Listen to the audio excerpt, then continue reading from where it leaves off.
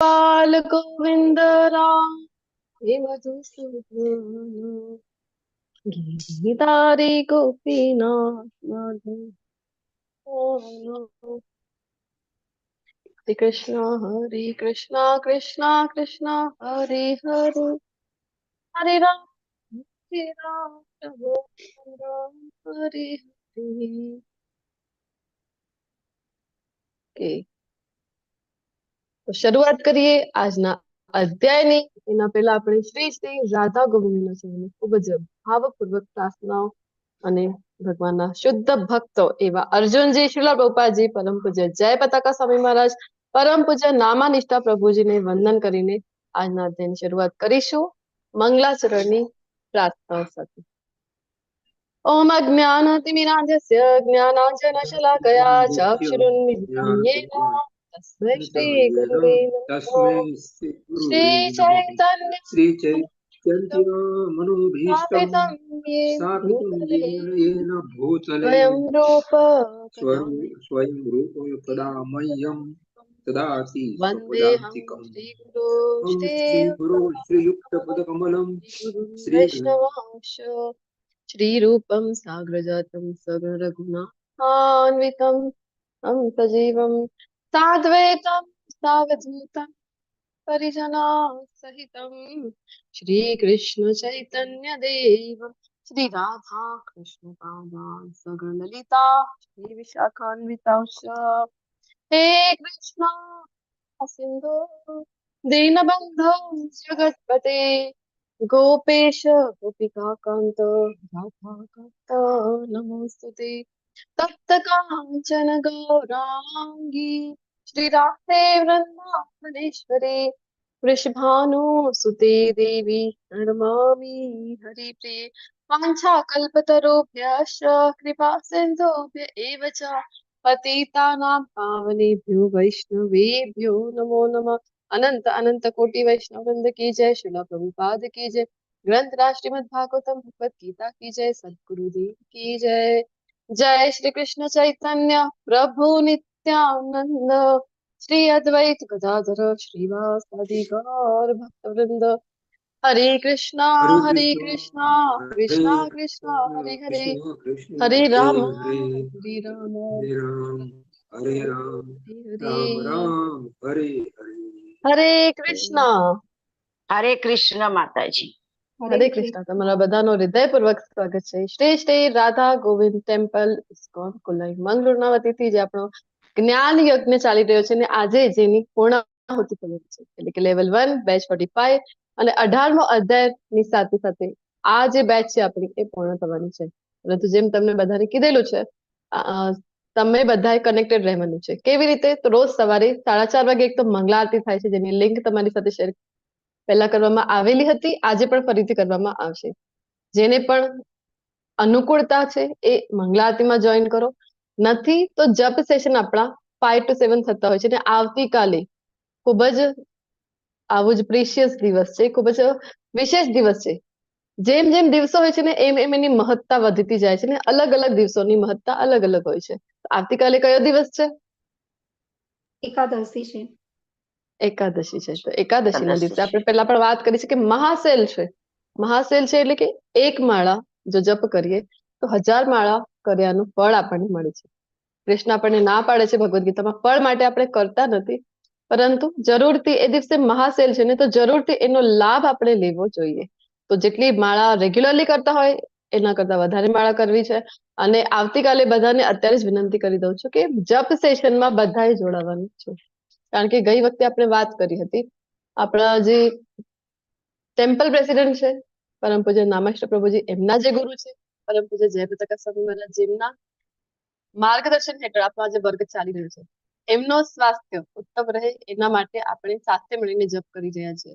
તો બધાને વિનંતી છે કે સમયસર 6 વાગે પર તમે જોઈન થઈ શકો છો. એવું નથી 5 થી 7 છે જપ સેશન, 5 વાગે નથી ફાવતું તો 6 વાગે આવો. 6 વાગે નથી જેને અનુકૂળતા 6:30 વાગે પણ ભક્તો છે જોઈન થતા હોય છે.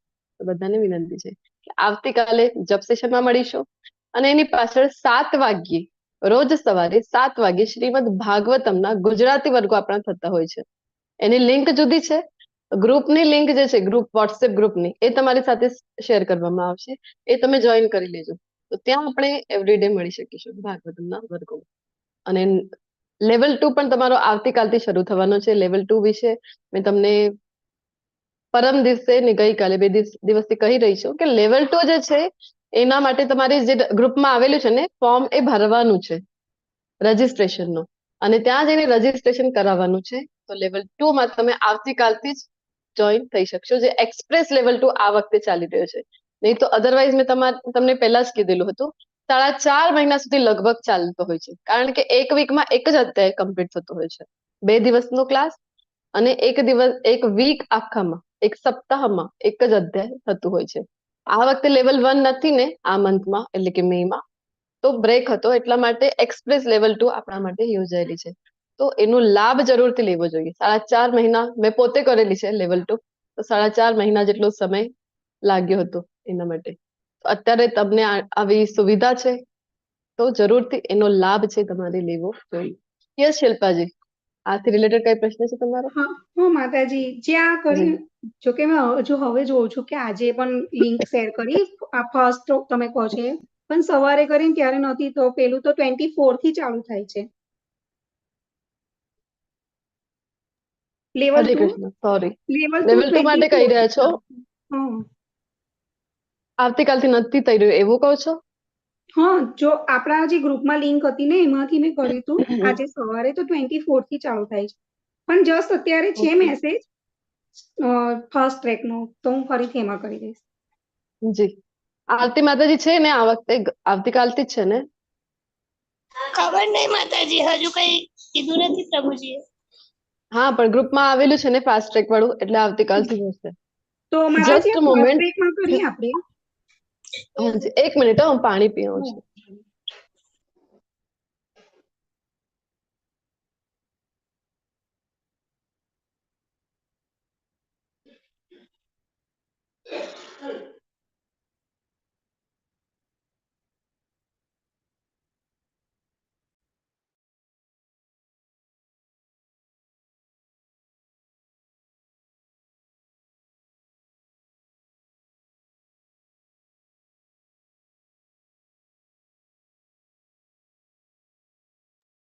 હરે કૃષ્ણ, હરિ બોલ. યસ માતાજી. ફર્સ્ટ ટ્રેકમાં પણ માતાજી 24 થી જ બતાવેલું છે. પણ આવતીકાલથી જ છે, મેં પણ મીટિંગ જોઈન કરેલી હતી, એમાં આવતીકાલથી જ થઈ રહ્યું છે. તો પણ એવું કઈ ચેન્જીસ હશે તો ગ્રુપમાં તમને જણાવી દેવામાં આવશે. ઓકે ઓકે, અધરવાઇઝ મારો નંબર હોય તો ત્યાં તમે સંપર્ક કરો તો તમને હું પર્સનલી જણાવી દઈશ વોટ્સએપ ઉપર. જી માતાજી. તો આવતીકાલથી જે શરૂ થઈ રહ્યો છે, અત્યાર સુધી મારી પાસે કોઈ અપડેટ નથી, તો આવતીકાલથી જ આપણે કન્સિડર કરીશું લેવલ 2 જે શરૂ થવાનો છે. જરૂરથી તમારે બધાએ એમાં જોઈન થવાનું છે. હજી કોઈની ક્વિઝ બાકી હોય તો આપણી પાસે જો આજે આપણો લેવલ 1 કમ્પ્લીટ થઈ રહ્યો છે, પરંતુ 3-4 દિવસ હજી આ જે લિંક છે એ ઓપન રહેવાની છે, જે ક્વિઝ વાળી છે. એટલે જેની બાકી છે 3-4 દિવસનો હજી સમય છે, તો કમ્પ્લીટ કરી શકશો તમે બધા. ઓકે, તો આજના અધ્યાયની શરૂઆત કરીએ અને એના પાછળ આપણે ડિસ્કસ કરીશું. કોઈને કઈ ચર્ચા હોય તો, આનાથી રિલેટેડ પણ કઈ ક્વેશ્ચન હોય તો ત્યારે આપણે ચર્ચા કરીએ. આજનો આનું સર્ટી અધ્યાય જે છે લેવલ 1 નું સર્ટી આપણને વોટ્સઅપ પર મળશે? ગૂગલ ઉપરથી આવે છે. આ ઈમેલ આઈડી જે છે ને તમારો, ત્યાં તમને મળવાનું છે અને ડાઉનલોડ કરવાનું રહેશે તમારી. હા, ઈમેલ આઈડી માં જઈને ત્યાં મળશે અને ડાઉનલોડ કરશો તો તમારા નામ શીખેનું સર્ટિફિકેટ સરસ મજાનું તમને મળી રહેશે. ડિફિકલ્ટી આવતી હોય તો મારું અથવા તો આરતી માતાજીનો સંપર્ક તમે કરી શકો છો. યસ પ્રભુ. હરી બોલ. આપણું જે ક્વેશ્ચન પેપર છે ને એ 18 અધ્યાયનું ક્વેશ્ચન પેપર પતી જાય ને પછી ઉપર એ સર્ટિફિકેટ બતાવે છે કે ડાઉનલોડ કરી વાંચે. કમ્પ્લીટ કરી લઈએ તો ત્યાં જ આવે છે એવું કહી રહ્યા છો તમે? જ્યાં ક્વિઝ આપણે આપી રહ્યા છીએ ત્યાં જ? એની પહેલા અધ્યાયની ઉપર આવી જાય પેપર છે ને 18 અધ્યાયનું, એ 18 અધ્યાય પતી જાય ને પછી પહેલા અધ્યાયની ઉપર બતાવે છે કે આજે ડાઉનલોડ કરી વાંચે. આરતી માતાને સેન્ડ બી કરેલું વોટ્સએપ પર. અચ્છા, તો માતાજી તમે જોઈ લેજો તમારા સર્ટિફિકેટ માટે. ઓકે. 18 અધ્યાયનો ક્વેશ્ચન પછી જે બતાવશે. હરી બોલ. હા હા, શેર કરી દેજો તમે, અથવા તો આરતી માતાજી તમે ચેક કરેલું છે? બનશે તો હું શેર કરીશ. હા, ઓકે, કઈ વાંધો નહીં. ચાલશે. હરે તો આજે હરે કૃષ્ણ અધ્યાયની શરૂઆત કરીએ, કારણ કે ના માતાજી. લાર્જેસ્ટ છે. હરે કૃષ્ણ. હા માતાજી, મારે બાકી છે તો આજે પૂરું કરીશ તો ચાલશે? હા હા, હજી મેં કીધું ને, હજી 2-3 દિવસ સુધી પણ લિંક ઓપન રહેવાની છે. જેનું પણ બાકી રહેશે ને, હજી 3-4 દિવસ જેટલો સમય છે આપણી પાસે, ત્યાર હા સુધીમાં પણ તમે કરી શકશો, તો કાંઈ વાંધો નથી. યસ. હા, એટલે મારે એવું હું બહાર રહેવા દઈએ ને પછી ફરીથી સ્ટાર્ટ થતું છે. જ્યારે રહેવા દઈએ છીએ જ્યાંથી પછી ફરી સ્ટાર્ટ થતું. ઓકે, હા, તમે કહેતા હતા ને ગઈકાલે. ઓકે, જોઈ લઈશું આપણે. હા, તો okay. Longest chapter of Bhagavad Gita, સૌથી મોટું એવું અધ્યાય છે આજનું 18મું અધ્યાય, 78 શ્લોક જેની અંદર છે. આપણે તો મુખ્ય લઈએ તો પણ ઘણો સમય આપણો જતો રહે છે. તો શરૂઆત કરી દઈએ, ચલો 18મા અધ્યાયના પહેલા શ્લોકથી. તો આ કેવું છે ને, જેમાં આપણે બીજા અધ્યાયમાં વાત કરી હતી કે ભગવદ ગીતાનો સાર આપી છે, તો આ જે ચેપ્ટર છે આ કેવું છે, કન્ક્લુડિંગ ચેપ્ટર છે.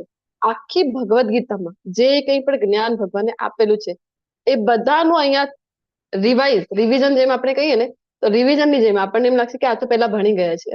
તો આવું બધું, કારણ કે શોર્ટમાં ભગવાને ફરીથી અહીંયા બતાવેલું છે.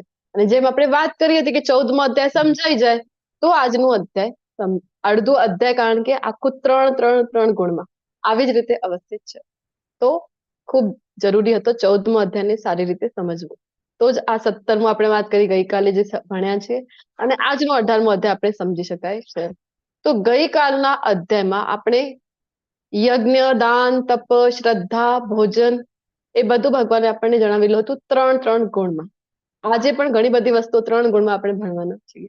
તો ગઈકાલે જ વાત કરી લીધી, ભગવાને એન્ડમાં કન્ક્લુઝન આપી દીધું હતું 3 ગુણ ભણીએ છીએ, કરવાનું એક કે નથી કરવાનું. શું હતું તો પછી કયા ગુણમાં અવસ્થિત કરવાનું હતું?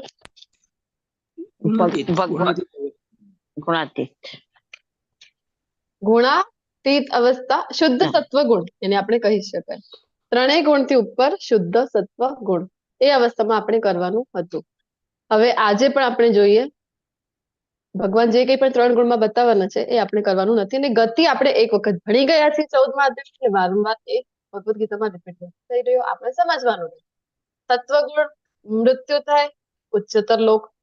રજોગુણ મૃત્યુ થાય અહીંયા ને અહીંયા, અને તમોગુણમાં મૃત્યુ થાય તો નિમ્નતમ લોક, અધમ યોની પ્રાપ્ત થાય છે. એ ગતિ આપણે મળી ગયા છીએ. તો હવે આજના અધ્યાયની આપણે શરૂઆત કરીશું. હજી અર્જુનજી પ્રશ્ન પૂછી રહ્યા છે, એમના પ્રશ્ન સાથે જ આજના અધ્યાયની છે શરૂઆત થઈ રહી છે. સંન્યાસસ્ય મહાબાહો તત્વમિચ્છામિ વેદિતુમ ત્યાગસ્ય ચ ઋષિકેશ પૃથક્કેશી નિષૂદન. યસ, તો અહીંયા અર્જુનજી પ્રશ્ન પૂછી રહ્યા છે કે હે મહાબાહુ, હું સંન્યાસ એટલે કે ત્યાગનો ઉદ્દેશ્ય જાણવા ઈચ્છું છું. અને હે કેશી નિષૂદન, હે ઋષિકેશ, હું ત્યાગમય જીવન સંન્યાસ આશ્રમ વિશે પણ જાણવા ઈચ્છું છું. તો ભગવાનને અહીંયા જો અલગ અલગ શબ્દો સાથે અર્જુનજી સંબોધી રહ્યા છે. એક તો મહાબાહુ કરીને બોલાવી રહ્યા છે, બીજું છે ઋષિકેશ. તો ઋષિકેશ નો અર્થ જણાવો.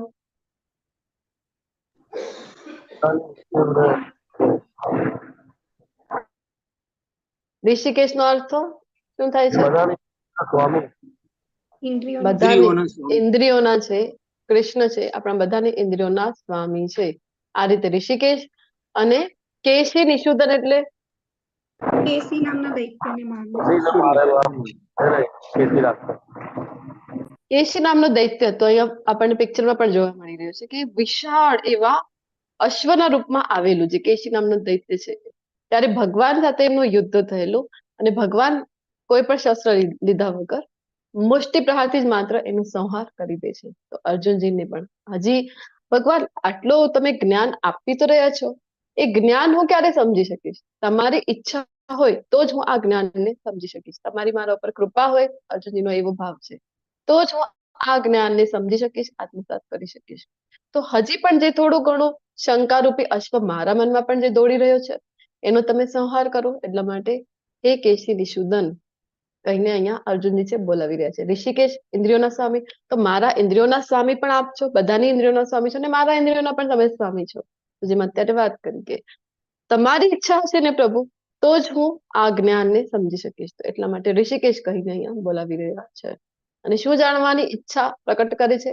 તો સંન્યાસ એટલે કે 4 આશ્રમ હોય છે. એક તો 4 વર્ણ વ્યવસ્થા અને 4 આશ્રમ વ્યવસ્થા બંને પણ ભગવાન દ્વારા આપવામાં આવેલી છે. શું કામ?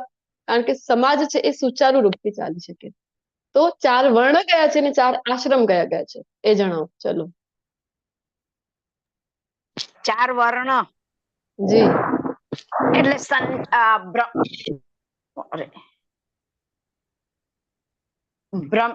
આશ્રમ બ્રહ્મચર્ય આશ્રમ, વાનપ્રસ્થાશ્રમ, સંન્યાસ્તાશ્રમ અને ગૃહસ્થાશ્રમ. સિક્વન્સ થી બોલીએ તો જી માતાજી ધન્યવાદ. બ્રહ્મચર્ય આશ્રમ જે આપણે વાત કરીએ છીએ કે 25% એવું ધારો કે 100 વર્ષનું આયુષ્ય છે તો 25% બ્રહ્મચર્ય આશ્રમ, પહેલા 25 વર્ષ ત્યાં જાય છે ગુરુના શરણે, બ્રહ્મચર્યની પ્રેક્ટિસ છે ત્યાં અને ગુરુ દ્વારા જે શિક્ષણ ગ્રહણ કરવામાં આવે છે. પછી 25 ના જે વર્ષ છે જી ગૃહસ્થાશ્રમમાં પ્રવેશે છે અને ગૃહસ્થાશ્રમ પૂર્ણ જવાબદારી પૂર્ણ થાય ત્યાં સુધી હજી 25 વર્ષનો સમય એટલે કે 50 વર્ષ જેટલો સમય જતો રહે. હજી બાકીના જે 25 વર્ષ છે તો બધું ધીરે ધીરે છોડવાની પ્રેક્ટિસ કરી વાન પ્રસ્થાશ્રમ માટે નીકળી જતા હતા પહેલા. અત્યારે આપણે વાત કરી કે વાન પ્રસ્થાશ્રમ એટલે છોડીને જવું આ નથી. વાન પ્રસ્થાશ્રમ એટલે શું છે? તો બધી જે જવાબદારીઓ છે ધીરે ધીરે બધાથી આપણે મુક્ત રહેવાનું, થોડું અલિપ્ત રહેવાનું. ઘરમાં છે બધી જ વાતોમાં આપણે ઇન્ટરફેર કરવાનું. જે ભક્તિમય સેવાઓ છે એ કેમ આપણે વધારી શકાય, ઘરમાં જ રહીને વાનપ્રસ્થનું જીવન છે એ જીવવું જોઈએ. અને લાસ્ટ જે છે સંન્યાસ આશ્રમ વાસ્તવમાં બધી જ જે આશ્રમ છે ને એ બધા માટે હોતું નથી. બધા વર્ણો માટે સંન્યાસ આશ્રમ હોતું નથી. વૈશ્ય માટે હોતું નથી, શુદ્રો માટે હોતું નથી. બ્રાહ્મણો કરતા હતા, ક્ષત્રિયો પણ જયારે પોતાનું રાજ્ય ને બધું જવાબદારીને થઈ જાય તો એ કોઈ કોઈ કેસમાં કરી શકે, પરંતુ મેક્સિમમ તો આ બ્રાહ્મણો માટે જ હતું. અને બાકી વૈશ્ય અને શુદ્ર તો સંન્યાસ આશ્રમની પ્રેક્ટિસ કરતા નહોતા. તો એના વિશે અર્જુનજી જાણવાની અહીંયા ઈચ્છા પ્રકટ કરી રહ્યા છે. પૂર્ણ પુરુષોત્તમ પરમેશ્વર બોલ્યા 4 વર્ણો ભૌતિક ઈચ્છા પર આધારિત. હાજી. બ્રાહ્મણ, ક્ષત્રિય, વૈશ્ય અને શુદ્ર 4 વર્ણો. શુદ્ર યસ હરિબોલ યસ. થેન્ક યુ માતાજી. ભૌતિક ઈચ્છા પર આધારિત કાર્યોના પરિત્યાગને વિદ્વાનો સંન્યાસ કહે છે. જો બીજા જ અધ્યાયથી ભગવાનજી જણાવી રહ્યા હતા ફળ પ્રત્યે અનાસક્ત અને બીજો કે ભૌતિક ઈચ્છા પર આધારિત કાર્ય જે છે એટલે કે હું આ કરું તો મને બદલામાં આ મળી જાય, આવા જે કાર્યો છે તો એને પરિત્યાગને વિદ્વાનો સંન્યાસ કહે છે. અને સર્વ કર્મોના ફળ ત્યાગને બુદ્ધિશાળી લોકો ત્યાગ કહે છે. કે ભૌતિક ઈચ્છા પર આધારિત કે કઈ મેળવવા માટે જે કર્મનો પરિત્યાગ કરી દીધો છે કે મને બદલામાં કઈ જોતું નથી તો હું કર્મ જ નથી કરતો, આવું સંન્યાસ છે તો વિદ્વાનો એને સંન્યાસ કહે છે. પરંતુ ભગવાન જેને બુદ્ધિશાળી લોકો જેને સંન્યાસ માને છે એ કયું છે? ફળ ત્યાગ. જે બીજા જ અધ્યાયથી ભગવાન આપણે સમજાવી રહ્યા છે કે કર્મ તો તારે કરવાનું જ છે, નિયત કર્તવ્ય, પરંતુ ફળ પ્રત્યે તો અનાસક્ત. એ જે સાચો ત્યાગ છે પહેલાથી ભગવાને આપણને એ જણાવેલું છે કે ફળ છે એ કોને આપવાનું છે? તો કૃષ્ણને અર્પણ કરવાનું છે. જો અહીંયા લખેલું છે આ શ્લોક યજ્ઞ દાન તપ કર્મ ન ત્યાજ્યમ કાર્યમેવ તત. ભગવાન કહે છે કે યજ્ઞ દાન અને તપ કર્મ જે છે ન ત્યાજ્યમ કે ભગવાનનો સીધે સીધો આદેશ છે કે એનો ક્યારે પણ ત્યાગ કરવો જોઈએ નહીં, પણ તે અવશ્ય કરવા જોઈએ. ખરેખર યજ્ઞ દાન તથા તપ મહાત્માઓને પણ શુદ્ધ કરે છે. કઈ ઘટના છે અહીંયા જે થઈ રહી છે એ?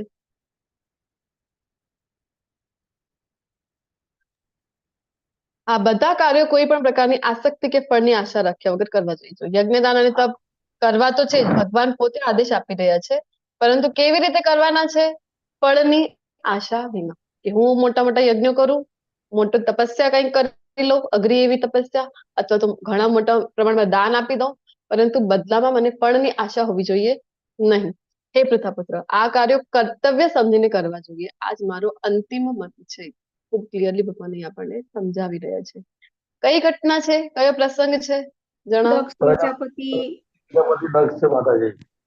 ભગવાને એમને મકરાનું શું કહેવાય મસ્તક આપેલું. હાજી, એક્ઝેક્ટલી. તો સતી માતા જયારે એમના પિતા એમની આમંત્રણ નથી મોકલતા તો પણ જીદ કરે છે ને જવા માટે. શિવજી ત્યારે રોકે છે પણ એ રોકાતા નથી. અને જયારે જાય છે યજ્ઞમાં તો એ સમયે એમના જે પિતા છે એ શિવજીનું ખૂબ અપમાન કરે છે, જે સહન નથી કરી શકતા સતી માતા. અને શું કરે છે તો પોતાનો જ જે અગ્નિદાહ કરી દે છે, પોતે અગ્નિને પોતાનો દેહ સમર્પિત કરી દે છે.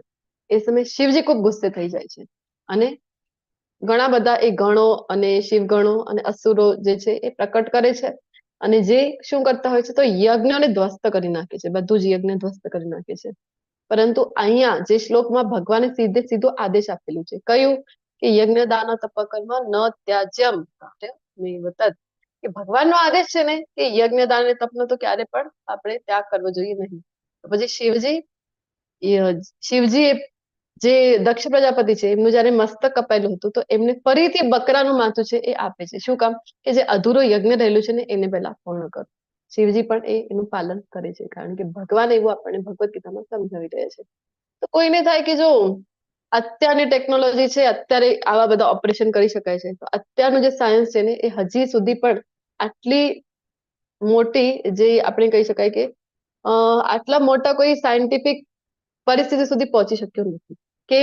કેવી હતી એ સમયની જે ખોજ હતી એ કેવી હતી તો જો એમનો માથો છે બકરાનો આપી દે છે. હવે મોડર્ન સાયન્સ નું કહેવું શું છે કે જે બ્રેન છે ને એ જ આખા બોડીને હેન્ડલ કરે છે, જયારે શાસ્ત્ર પ્રમાણે આપણે માનતા હોઈએ છીએ કે હૃદય છે એ હેન્ડલ કરતો હોય છે. તો અહીંયા એવું નથી, બ્રેન હેન્ડલ કરે છે તો બકરાનો માથો લાગી ગયો તો હવે દક્ષ પ્રજાપતિ બકરા જેવું બિહેવિયર કરવા લાગી જાય છે, એવું થાય છે? નથી થતું. કારણ કે એમને પૂરી ભાન હતી અને એમનું જે અધૂરો યજ્ઞ હતો એ પછી પૂર્ણ પણ કરી છે. તો એ સમયની એક ટેકનોલોજી આપણે જોઈએ તો આપણને ખબર પડે છે, આપણને લાગે છે કે અમે જ ખૂબ પ્રગતિ કરી લીધી છે, આપણે તો ક્યાંય પણ નથી. તો આગળ શું કહી રહ્યા છે કે નિર્દિષ્ટ ત્યાગના પ્રકારો જણાવી રહ્યા છે ભગવાન, કે ત્યાગ વિશેનું પહેલો પ્રશ્ન છે ને અર્જુનજીનો. તો સૌથી પહેલા ત્યાગના પ્રકારો સત્વગુણી, રજોગુણી, તમોગુણી. તો નિર્દિષ્ટ કર્તવ્યોને કદાપી ત્યજવા જોઈએ નહીં. જો કોઈ મનુષ્ય મોહવશ પોતાના નિયત કર્તવ્યોને ત્યજી દે છે તો એવા ત્યાગને તામસી કહેવામાં આવે છે. મોહિત થઈ જાય છે કારણ કે તમોગુણમાં વ્યક્તિ છે તો આપણે ગુણમાં કેવા ગુણધર્મો છે, કેવા ગુણોમાં એ વસ્તુ છે તો એના લક્ષણો કેવા છે એ આપણે 14મા અધ્યાયમાં ભણીએ. તો અજ્ઞાનતા છે ને તમોગુણમાં, તો મોહિત થઈ જાય છે, ઉન્માદ છે, બધું જોઈ ગયા. તો એના કારણે એ શું સમજે છે કે ના, પોતાનું કર્મ ત્યાગ છે છોડી દેવાનું અને નિયત કર્તવ્યો ને પણ છોડી દીધું હોય છે. ભગવાને જયારે કે 3જા અધ્યાયથી ભણી રહ્યા છે કે નિયત કર્તવ્ય તો કરવાનું છે, એવું ભગવાન આપણને સમજાવી રહ્યા છે. તો આવું ત્યાગ છે તો કેવું છે? ભગવાન કહે છે કે તમોગુણી છે. જે મનુષ્ય નિયત કર્મોને કષ્ટપ્રદ સમજીને કે શારીરિક કલેશના ભયથી ત્યજી દે છે તો તેને માટે કહેવાય છે કે આ ત્યાગ રજોગુણમાં કર્યો છે. અને આમ કરવાથી ત્યાગ કરવાનું ઉચ્ચ ફળ કદાપી મળતું નથી. છોડો ઘર બાર, ચલો હરિદ્વાર. અરે ખૂબ માથાકૂટ છે આ ઘર સંસારમાં. મારી પત્ની તો મારું કેવું માનતી જ નથી, એ તો ઘરે જાઓ ને ખૂબ ક્યાંક કરતી હોય છે, ને બાળકો જરાય નથી માનતા. તો ખૂબ માથાકૂટ છે. કોણ સંભાળે આ ઘર પરિવાર, ઘર ગૃહસ્થી? આના કરતા તો આ હિમાલયની ગુફામાં જતા રહેવાનું, તો ગિરનારની ગુફામાં જતા રહેવાનું, શાંતિથી પોતાનું જીવન વ્યતીત કરવું. આવું વિચાર કરીને જો છોડી દે પોતાનું કર્તવ્ય, પોતાનો પરિવાર, તો ભગવાન કહે છે કે આવું ફળ રજોગુણમાં અવસ્થિત છે. તમે તમારું નિયત કર્તવ્ય પણ પૂર્ણ ન કર્યું. તમે તમારા પાછળ જે લગ્ન કરીને તમારા ઘરે આવી છે, તમારી જવાબદારી છે, તમારા બાળકો તમારી જવાબદારી છે, એ પણ તમે પૂર્ણ ન કર્યું. તો આવો ત્યાગ છે રજોગુણી કહેવાય છે. ઉચ્ચ ફળ કદાપી મળતું નથી. હે અર્જુન, મનુષ્ય જયારે નિયત કર્મને કર્તવ્ય સમજીને કરે છે, આ મારું કર્તવ્ય છે, નિયત કર્મ કરવું મારું કર્તવ્ય છે. કારણ કે ભગવાન પણ મને ભગવદ ગીતામાં આ સમજાવી રહ્યા છે 3જા અધ્યાયથી. સમસ્ત ભૌતિક સંગ તથા ફળની આસક્તિનો સર્વથા ત્યાગ કરે છે. ભૌતિક સંગમાં રહીએ તો ફરીથી શું થાય? આપણને ભૌતિકતા તરફ જ દોરી જાય છે. કે આપણે એટલે માટે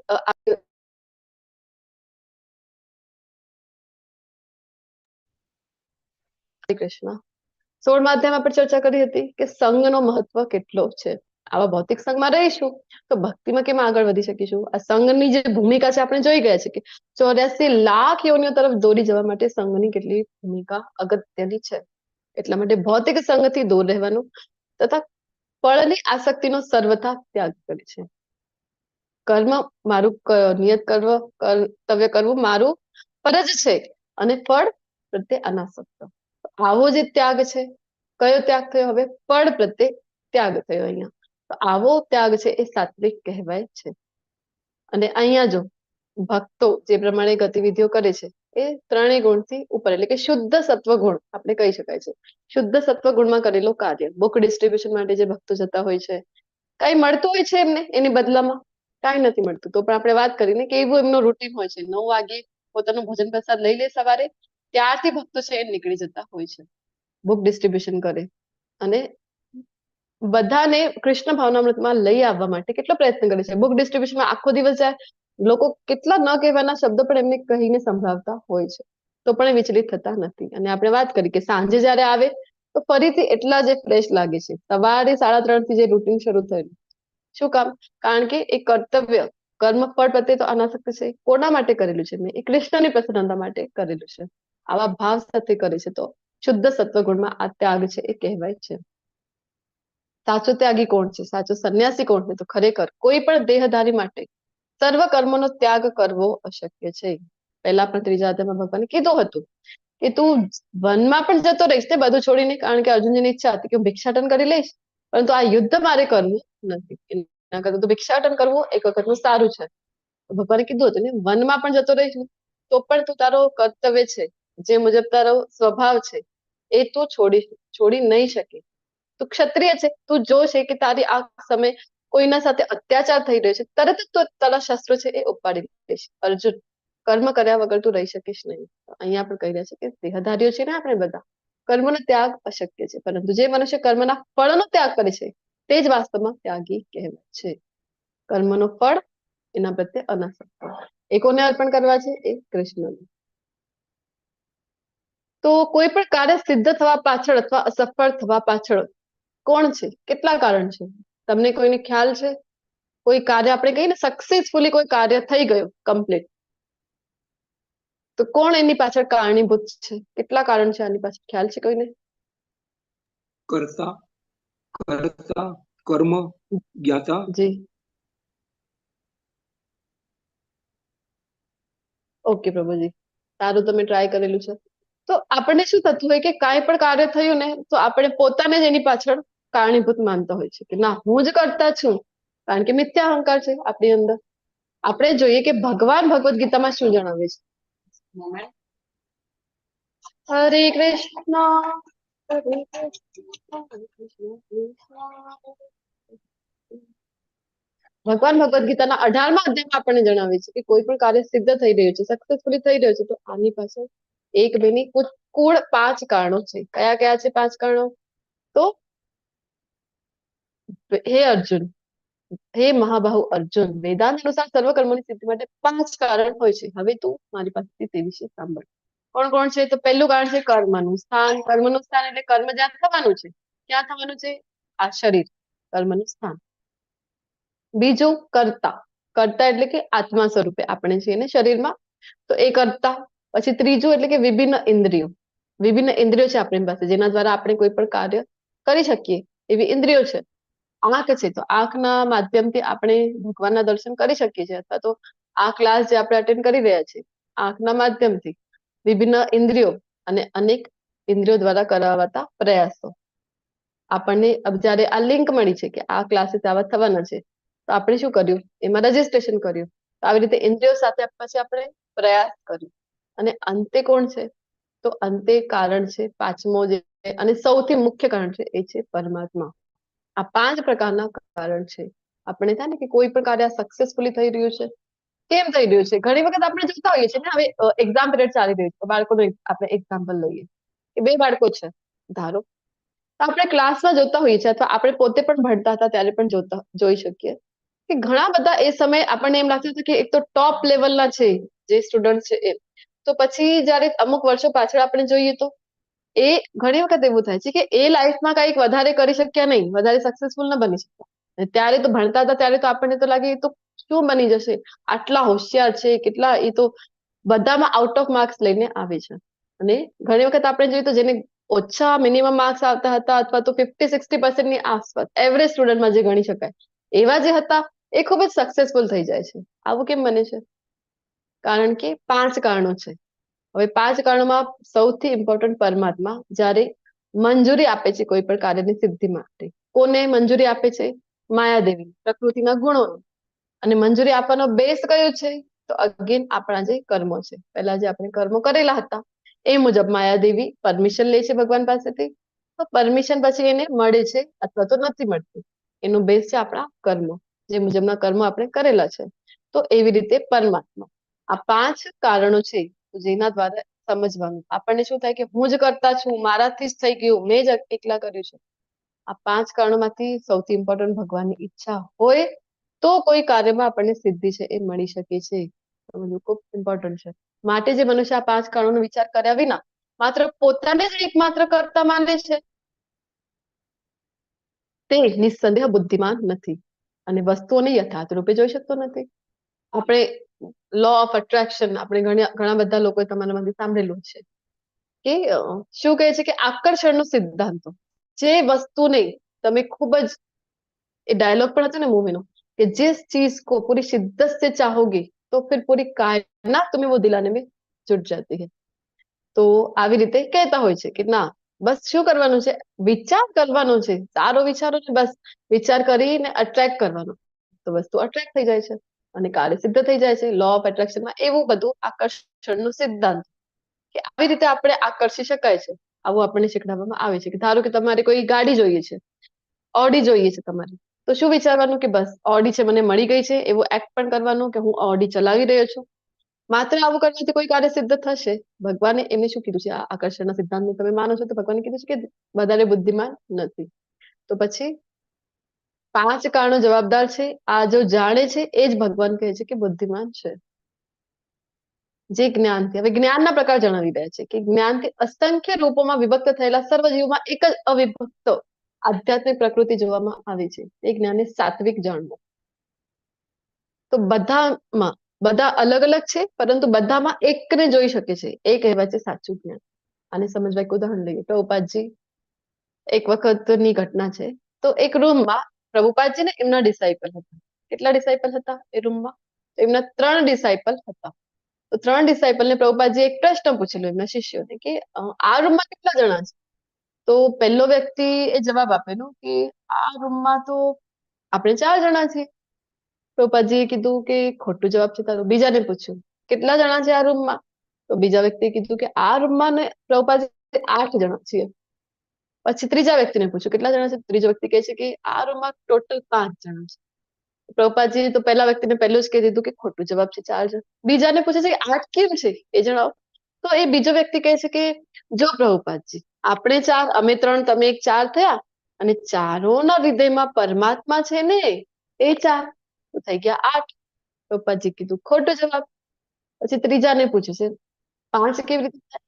એ કહે છે કે આપણે 4 અને બધાના હૃદયમાં પરમાત્મા સ્વરૂપે કૃષ્ણ તો એક જ છે. તો પ્રભુપાદજી કહે છે તારો જવાબ સાચો છે. તો આવી રીતે જો જ્ઞાન કોઈને થાય કે બધા જ જીવ માત્રના હૃદયમાં કૃષ્ણ વિરાજમાન છે, તો એ બધાને સમાન દૃષ્ટિથી જોઈ શકે છે. તો આ જ્ઞાન છે સાત્વિક જ્ઞાન. જે જ્ઞાનથી મનુષ્ય જુદા જુદા શરીરમાં જુદા જુદા પ્રકારના જીવ હોય છે. એ જ્ઞાન કે જે કહે છે કે ના, આ મારો મિત્ર છે, આ મારો ભાઈ છે, આ મારા દેશનો છે, ઓલો બીજા દેશનો છે, આ મારા પ્રદેશનો છે, ઓલો બીજા પ્રદેશ. આવી રીતે બધાને અલગ અલગ ડિફરન્શિએટ કરતો હોય છે. આવું જો જ્ઞાન કોઈ ધરાવે તો ભગવાન કહી રહ્યા છે રજોગુણી જ્ઞાન છે. અને તે જ્ઞાન તામસી કહેવાય છે કે જેનાથી મનુષ્ય અતિ તુચ્છ એવા કોઈ પણ પ્રકારના કાર્યને સર્વે સર્વા માનીને તથા સત્યને જાણ્યા વિના તેમાં જ આસક્ત રહે છે. અત્યાર સુધી જે આપણે કીધું, જો પહેલા જ તમને જણાવી દઉં કે ભૌતિક જ્ઞાન જરૂરી છે. શું કામ? કારણ કે જે વ્યવસ્થામાં અત્યારે આપણે છીએ એ વ્યવસ્થામાં ભૌતિક જ્ઞાન લીધા વગર આપણે જે જીવન નિર્વાહ મુશ્કેલ છે. એટલા માટે જરૂરી છે કે ભૌતિક જ્ઞાન લેવું. પરંતુ ઉદાહરણ સમજવા માટે લઈ રહ્યા છે. અત્યાર સુધી જે આપણે ભણી રહ્યા હતા, જયારે આપણે મેથ્સ ભણ્યા તો કેવા કેવા ફોર્મ્યુલા આપણે બધાએ લર્ન કરેલા. a+b² whole square is equal to a² + 2ab+b². આવા આપણે ફોર્મ્યુલા બધા લર્ન કરેલા છે. Square root, square, cube root, ખબર નહીં કેટલું બધું આપણે લર્ન કરેલું હતું. પ્રમેય, કેટલા બધા પ્રમેયો આવે છે, એ બધા આપણે લર્ન કરેલા છે. ક્યાં કામ આવ્યા છે? બતાવો મને. પરંતુ જયારે ભણતા હોઈએ ત્યારે એ સમય તો એને જ આપણે સર્વે સર્વા માનીને કે ના બસ આ તો કરવું જ છે મારે, આવું સમજીને આપણે બધા ભણ્યા હતા. પછી આપણને ક્યાં પ્રેક્ટિકલી લાઈફમાં પણ ક્યાં કામ આવે છે? એવી એજ્યુકેશન પદ્ધતિ આપણી છે કે અત્યારે જે ભૌતિક જીવનમાં પણ ક્યાંય આપણને ઉપયોગી લાગતી નથી. એવું બધું આપણને લર્ન કરવું પડે છે. એવું આપણે બધા ભણતા હોઈએ, લર્ન કરતા હોય છે. તો આવો જો જ્ઞાન છે તો ભગવાન કહી રહ્યા છે કે અને સત્યને નથી જાણી શકતા, માત્ર એને જ બધું જાણે છે, તો તમોગુણી જ્ઞાન છે. કર્મના પ્રકાર, તો જે કર્મ નિયત થયેલું છે અને જે આસક્તિ, રાગ કે દ્વેષથી રહિત અને ફળની ઈચ્છા રાખ્યા વગર કરવામાં આવે છે, સત્ય કહે છે. કર્મ વિશે આખા 2 અધ્યાય ભણી ગયા હતા. 3જો અધ્યાય કર્મયોગ, 5મો અધ્યાય કર્મયોગ, કૃષ્ણ ભાવનાયુક્ત કર્મ જોઈ ગયા હતા. કારણ કે વચમાં એક અધ્યાય આવ્યું હતું જ્ઞાન યોગ, તો દિવ્ય જ્ઞાન જયારે આવ્યું તો અર્જુનજીને ફરીથી કન્ફ્યુઝન થયું. કારણ કે ભગવાને કીધું જ્ઞાનમાં આગળ વધ, તો અર્જુનજી નહોતા સમજી શકતા કે કર્મ અને જ્ઞાન બંને સાથે લઈને, બંને પેરેલલ લઈને પણ ચાલી શકાય છે. તો અર્જુનજીને કન્ફ્યુઝન ફરીથી થઈ ગયું કે હવે જ્ઞાનમાં આગળ વધવું કે કર્મમાં. એટલા માટે ભગવાને જણાવ્યું કર્મ સાથે દિવ્ય જ્ઞાન એડ કરીને હજી એક કર્મ કયું તો કૃષ્ણ ભાવનાયુક્ત કર્મ. આ રીતે તમે કર્મમાં આગળ વધો. તો ત્યાં આપણે ખૂબ ડિટેલમાં કર્મ ભણી ગયા છીએ, તો અહીંયા આપણે વધારે ડિટેલમાં ચર્ચા નહીં કરીએ. કર્મ ભગવાન ફરીથી કહે છે કે ફળની ઈચ્છા રાખ્યા વગર કરવામાં આવે તે સાત્વિક કર્મ છે. તમને બધાને એકવાર જણાવી દઉં છું કે જો ફરીથી આજે મારો નેટવર્કનો ઇસ્યુ થયો ને જો હું લીવ થઈ જાઉં તો તમે 10 મિનિટ સુધી કૃપયા તમે વેટ કરજો. હું ફરીથી પ્રયત્ન કરીશ પૂરેપૂરો કે રિજોઈન થઈ શકું. જો મારાથી નહીં જ થાય તો પછી હું વોટ્સએપ ગ્રુપમાં મૂકી દઈશ કે ન થઈ શક્યું તો. ત્યાં સુધી બધાને વિનંતી છે. પરંતુ જે કાર્ય પોતાની ઈચ્છા તૃપ્તિ માટે મહાન પ્રયાસથી અને મિથ્યા અહંકારના ભાવથી કરાય છે તે રજોગુણી કહેવાય છે. પોતાની કાંઈ પણ કાર્ય કરવું છે, અહીંયા તો પૂરેપૂરો ફળ તો મને જ જોઈએ, કારણ કે હું કરું છું તો ફળ મને કેમ ન મળે. બીજું તો મિથ્યા અહંકાર, હું જ કરતા છું, હું જ કરું છું. આપણામાંથી પણ ઘણા બધા લોકોને, મેક્સિમમ લોકોને એવું જ થાય ને, હું કરું છું. આપણે પણ ઘરે કહેતા હોય કે હું ન હું તો શું થશે તમારું? અરે કોઈના વગર કઈ અટક્યું છે? આપણને તો એમ થાય કે આપણે જ બધા કરતા છે. એને સમજવા માટે આપણા ટેમ્પલ પ્રેસિડેન્ટ છે પ્રભુજી, નામનિષ્ઠ પ્રભુજી, એક ઉદાહરણ આપતા હોય છે કે કૂતરાનું. કૂતરું જયારે ગાડાના નીચે ચાલે ને તો થોડુંક આમ ઊંચું થઈને ચાલે છે. શું કામ? કારણ કે એને લાગે છે કે આ આખું ગાડું છે ને મારા આધારે ચાલી રહ્યું છે. તેમ બે અહીંયા જે કર્મીઓ છે આપણામાંથી આપણે બધા એ જ કેટેગરીમાં કહી શકાય. આપણને એમ જ થાય છે કે આપણા વગર તો બધું અટકી જવાનું છે, કોઈનું કઈ કામ થશે નહીં. તો રજોગુણી છે જે કર્મ મોહવશ શાસ્ત્રોક્ત આદેશોની અવગણના કરી અને ભાવિ બંધનની પરવા કર્યા વિના અથવા હિંસા કે બીજાને દુઃખ આપવા માટે કરવામાં આવે છે તે તામસી કહેવાય છે. ઘણા બધા લોકો આવા કાર્યો કરતા હોય છે ને, અને આવા કાર્યો કરીને પછી એમને એમ લાગે છે કે એ પોતાનો ધર્મને ફોલો કરી રહ્યા છે.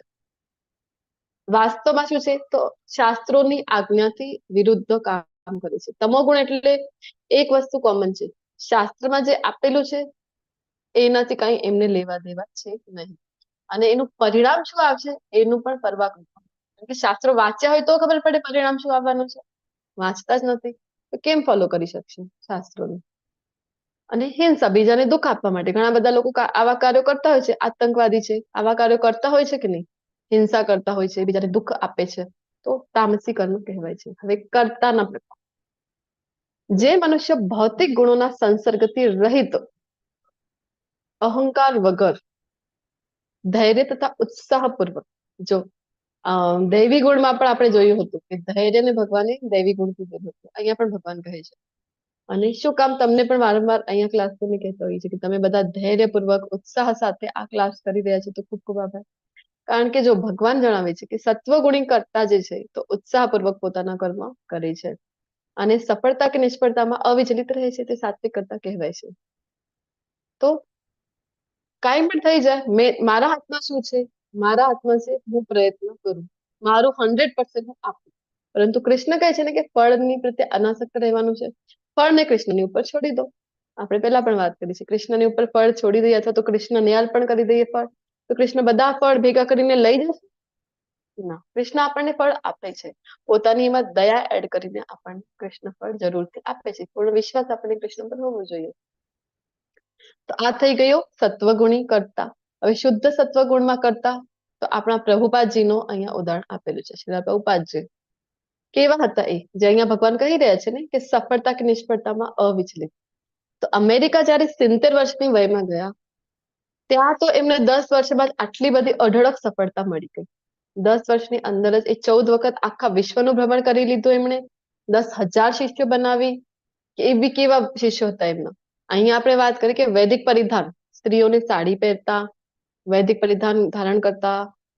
અહીંયા આપણે હિચકિચાટ કરી કે શરમ આવી છે, પરંતુ એમના પ્રભુપાદજીએ જયારે ડિસાઇપલ બનાવ્યા એ કેવા હતા, તો પૂર્ણ વૈદિક પરિધાન સાથે અત્યારે પણ આપણને જોવા મળે છે. ફોરેનના જે ડિવોટીસ છે, ધોતી કુર્તો પહેરીને શિખા રાખતા હોય છે, માળા બેગ લઈને, જપમાળા બેગ. આપણને જપમાળા બેગ લઈને ક્યાં જવાનું થાય તો આપણને શરમ આવે છે, પરંતુ એ લોકો ફોલો કરે છે કે નહીં?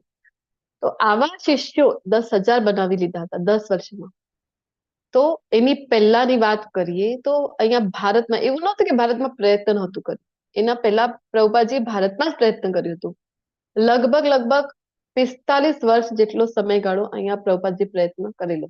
ઝાંસીમાં ગયા હતા, લીગ ઓફ ડિવોટીઝની સ્થાપના કરેલી, પરંતુ એમને સફળતા મળી નહોતી. સફળતા ના મળી તો એવું નહીં કે નિષ્ફળતા છે, હવે પ્રભુપાદજીને ડિપ્રેશન આવી ગયું, હવે તો રાત્રે ઊંઘ નથી આવતી, ચલો ડિપ્રેશનની ગોળીઓ ખાઓ, ઊંઘની ગોળીઓ ખાઓ તો સુઈ શકશે, અધરવાઇઝ નહીં.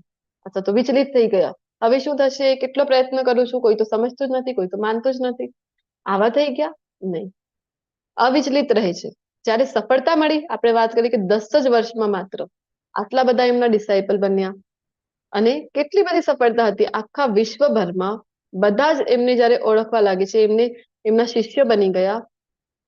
પછી ભારતમાં જયારે એમને લઈને આવે છે, તો ભારતમાં એમને જોઈને પછી ભારતના લોકો ફોલો કરવા લાગ્યા. કારણ કે ડે 1 માં વાત કરી હતી કે ફોરેનનું બ્રાન્ડ લાગી જાય ને પછી આપણે ત્યાં વેલ્યુ થતી હોય છે કોઈ પણ વાતની. ધારો કે જીન્સ છે, તો અહીંયાનો જ રો મટીરિયલ છે, અહીંયાની જીન્સ છે, પરંતુ ફોરેન થી કોઈ ટેગ ફોરેનનો લાગીને આવે, અથવા તો યોગ આપણી પાસે છે, પરંતુ ફોરેન જઈને એ યોગા બનીને નથી આવી જતું, ત્યાં સુધી આપણે એને ફોલો કરતા નથી. સેમ વે ભક્તિને પણ પ્રભુપાદજી આમ ફોરેન થી જયારે યુટર્ન લઈને લઈ આવે છે, તો પછી બધા અહીંયા માનતા થઈ ગયા. આટલી જયારે અઢળક સફળતા મળી ગઈ માત્ર 10 વર્ષમાં, તો એવું નથી કે હવે પ્રભુપાદજી છે ને હવે ગર્વમાં ચાલે છે કે ના હવે તો મેં તો કઈક કરી લીધું છે એવું માને છે, કઈક અહંકાર આવી ગયો, બિલકુલ પણ નહીં. અત્યારે પણ તમે જ્યાં સુધી આવી રીતે વર્ગ નથી અટેન્ડ કરતા ને ઇસ્કોનનો કોઈ, ત્યાં સુધી તમને ખબર પણ નહીં હોય પ્રભુપાદજીનું નામ પણ કેટલા લોકોએ સાંભળેલું નહીં, ઓળખતા પણ નહીં હોય કેટલા લોકો પ્રભુપાદજી. અને આપણે જોતા હોઈએ છીએ કે બીજા જગ્યાએ કેવું છે, ગુરુના નામથી એમના શિષ્યોને ઓળખવામાં આવે છે. જયારે ઇસ્કોનના કોઈ પણ ડિવોટીઝની પાસેથી તમને એવું નહીં જાણવા મળે કે કોઈ એવું નહીં કે આ તો પ્રભુપાદજી વાળા છે. શું કહે છે? આ તો હરે કૃષ્ણ વાળા છે. શું કામ? કારણ કે પ્રભુપાદજીએ પોતાને ક્યારે હાઇલાઇટ કરેલા નથી.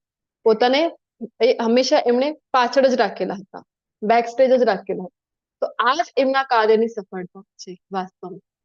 તો આવા જે કરતા છે એ શુદ્ધ સત્વગુણી કરતા છે આપણા શ્રીલા પ્રભુપાદજી. એમને 10 વર્ષમાં આપણે વાત કરીએ આટલી સફળતા મળી, એમને આપણને શું નથી આપેલું? શ્રીમદ ભગવદ ગીતા 700 શ્લોકોના આપણે વાત કરી કે એક સંસ્કૃત શબ્દનું ભાવાર્થ જે તે ભાષામાં, ધારો કે ગુજરાતીમાં એક શબ્દનું સંસ્કૃત શબ્દનું અર્થ. પ્રભુપાદજીને આપણે પુસ્તક વાંચીને તો થોડાક દિવસોમાં આપણને એમ થાય કે સંસ્કૃત તો મને આવડી ગઈ છે, કારણ કે ઘણા બધા શબ્દો વાંચતા વાંચતા આપણને એમ થાય કે હવે મને સમજાય છે.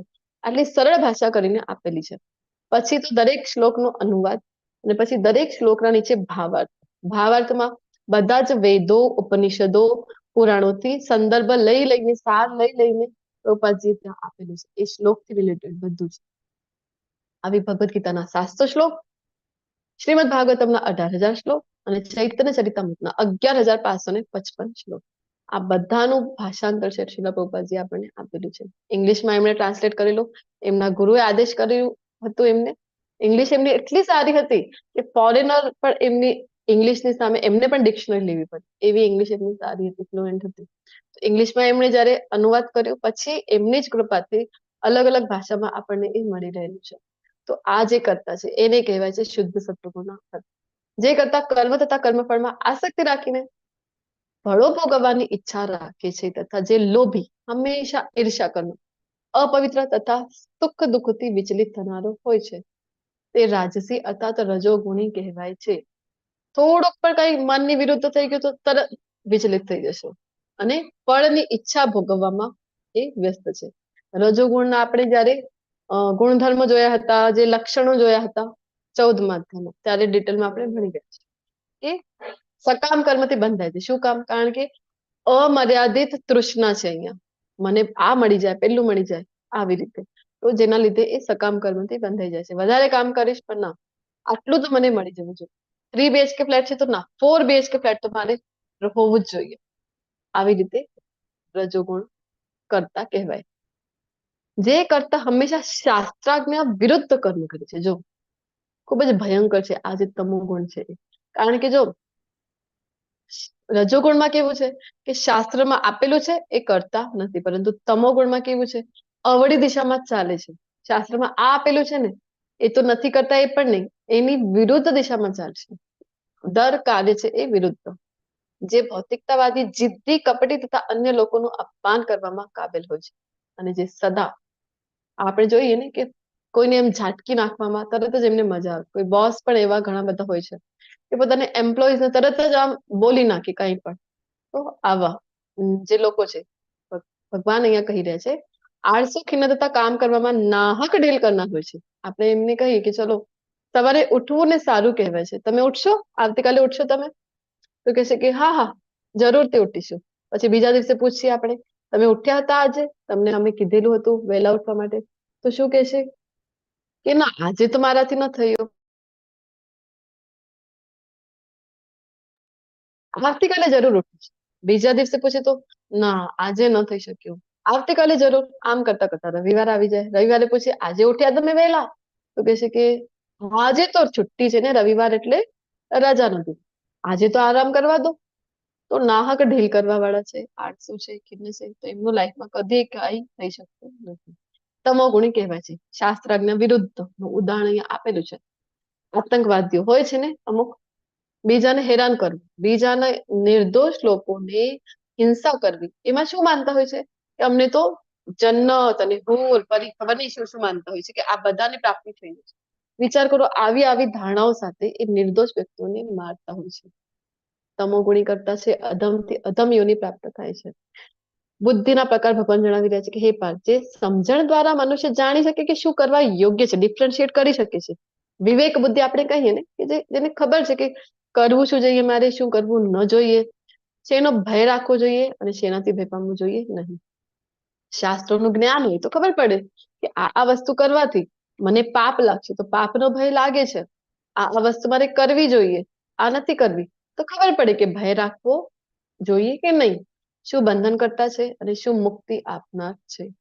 કયા ગુણોને સિલેક્ટ કરું, હું કેવા કર્મો કરીશ તો બંધન કરતા એટલે જન્મ મૃત્યુના બંધનમાં હું ફસાઈ જઈશ, અને કેવા કર્મો કરીશ, કયા ગુણને સિલેક્ટ કરીશ તો મને એ મુક્તિ અપાવશે. આ બધું જાણી શકે છે, સમજી શકે છે. આવી બુદ્ધિને કહેવાય છે તત્વગુણી બુદ્ધિ. હે પ્રજાપુત્ર, જે બુદ્ધિ ધર્મ તથા અધર્મ, કરવા યોગ્ય તથા કરવા માટે અયોગ્ય કર્મનો ભેદ કરી શકતી નથી, તે રાજસી અર્થાત રજોગુણ છે. આપણે એમને કહીએ, પૂછીએ કઈ કે વહેલા ઉઠવું જોઈએ કે નહીં, તો કહે છે કે ખબર નહીં મને.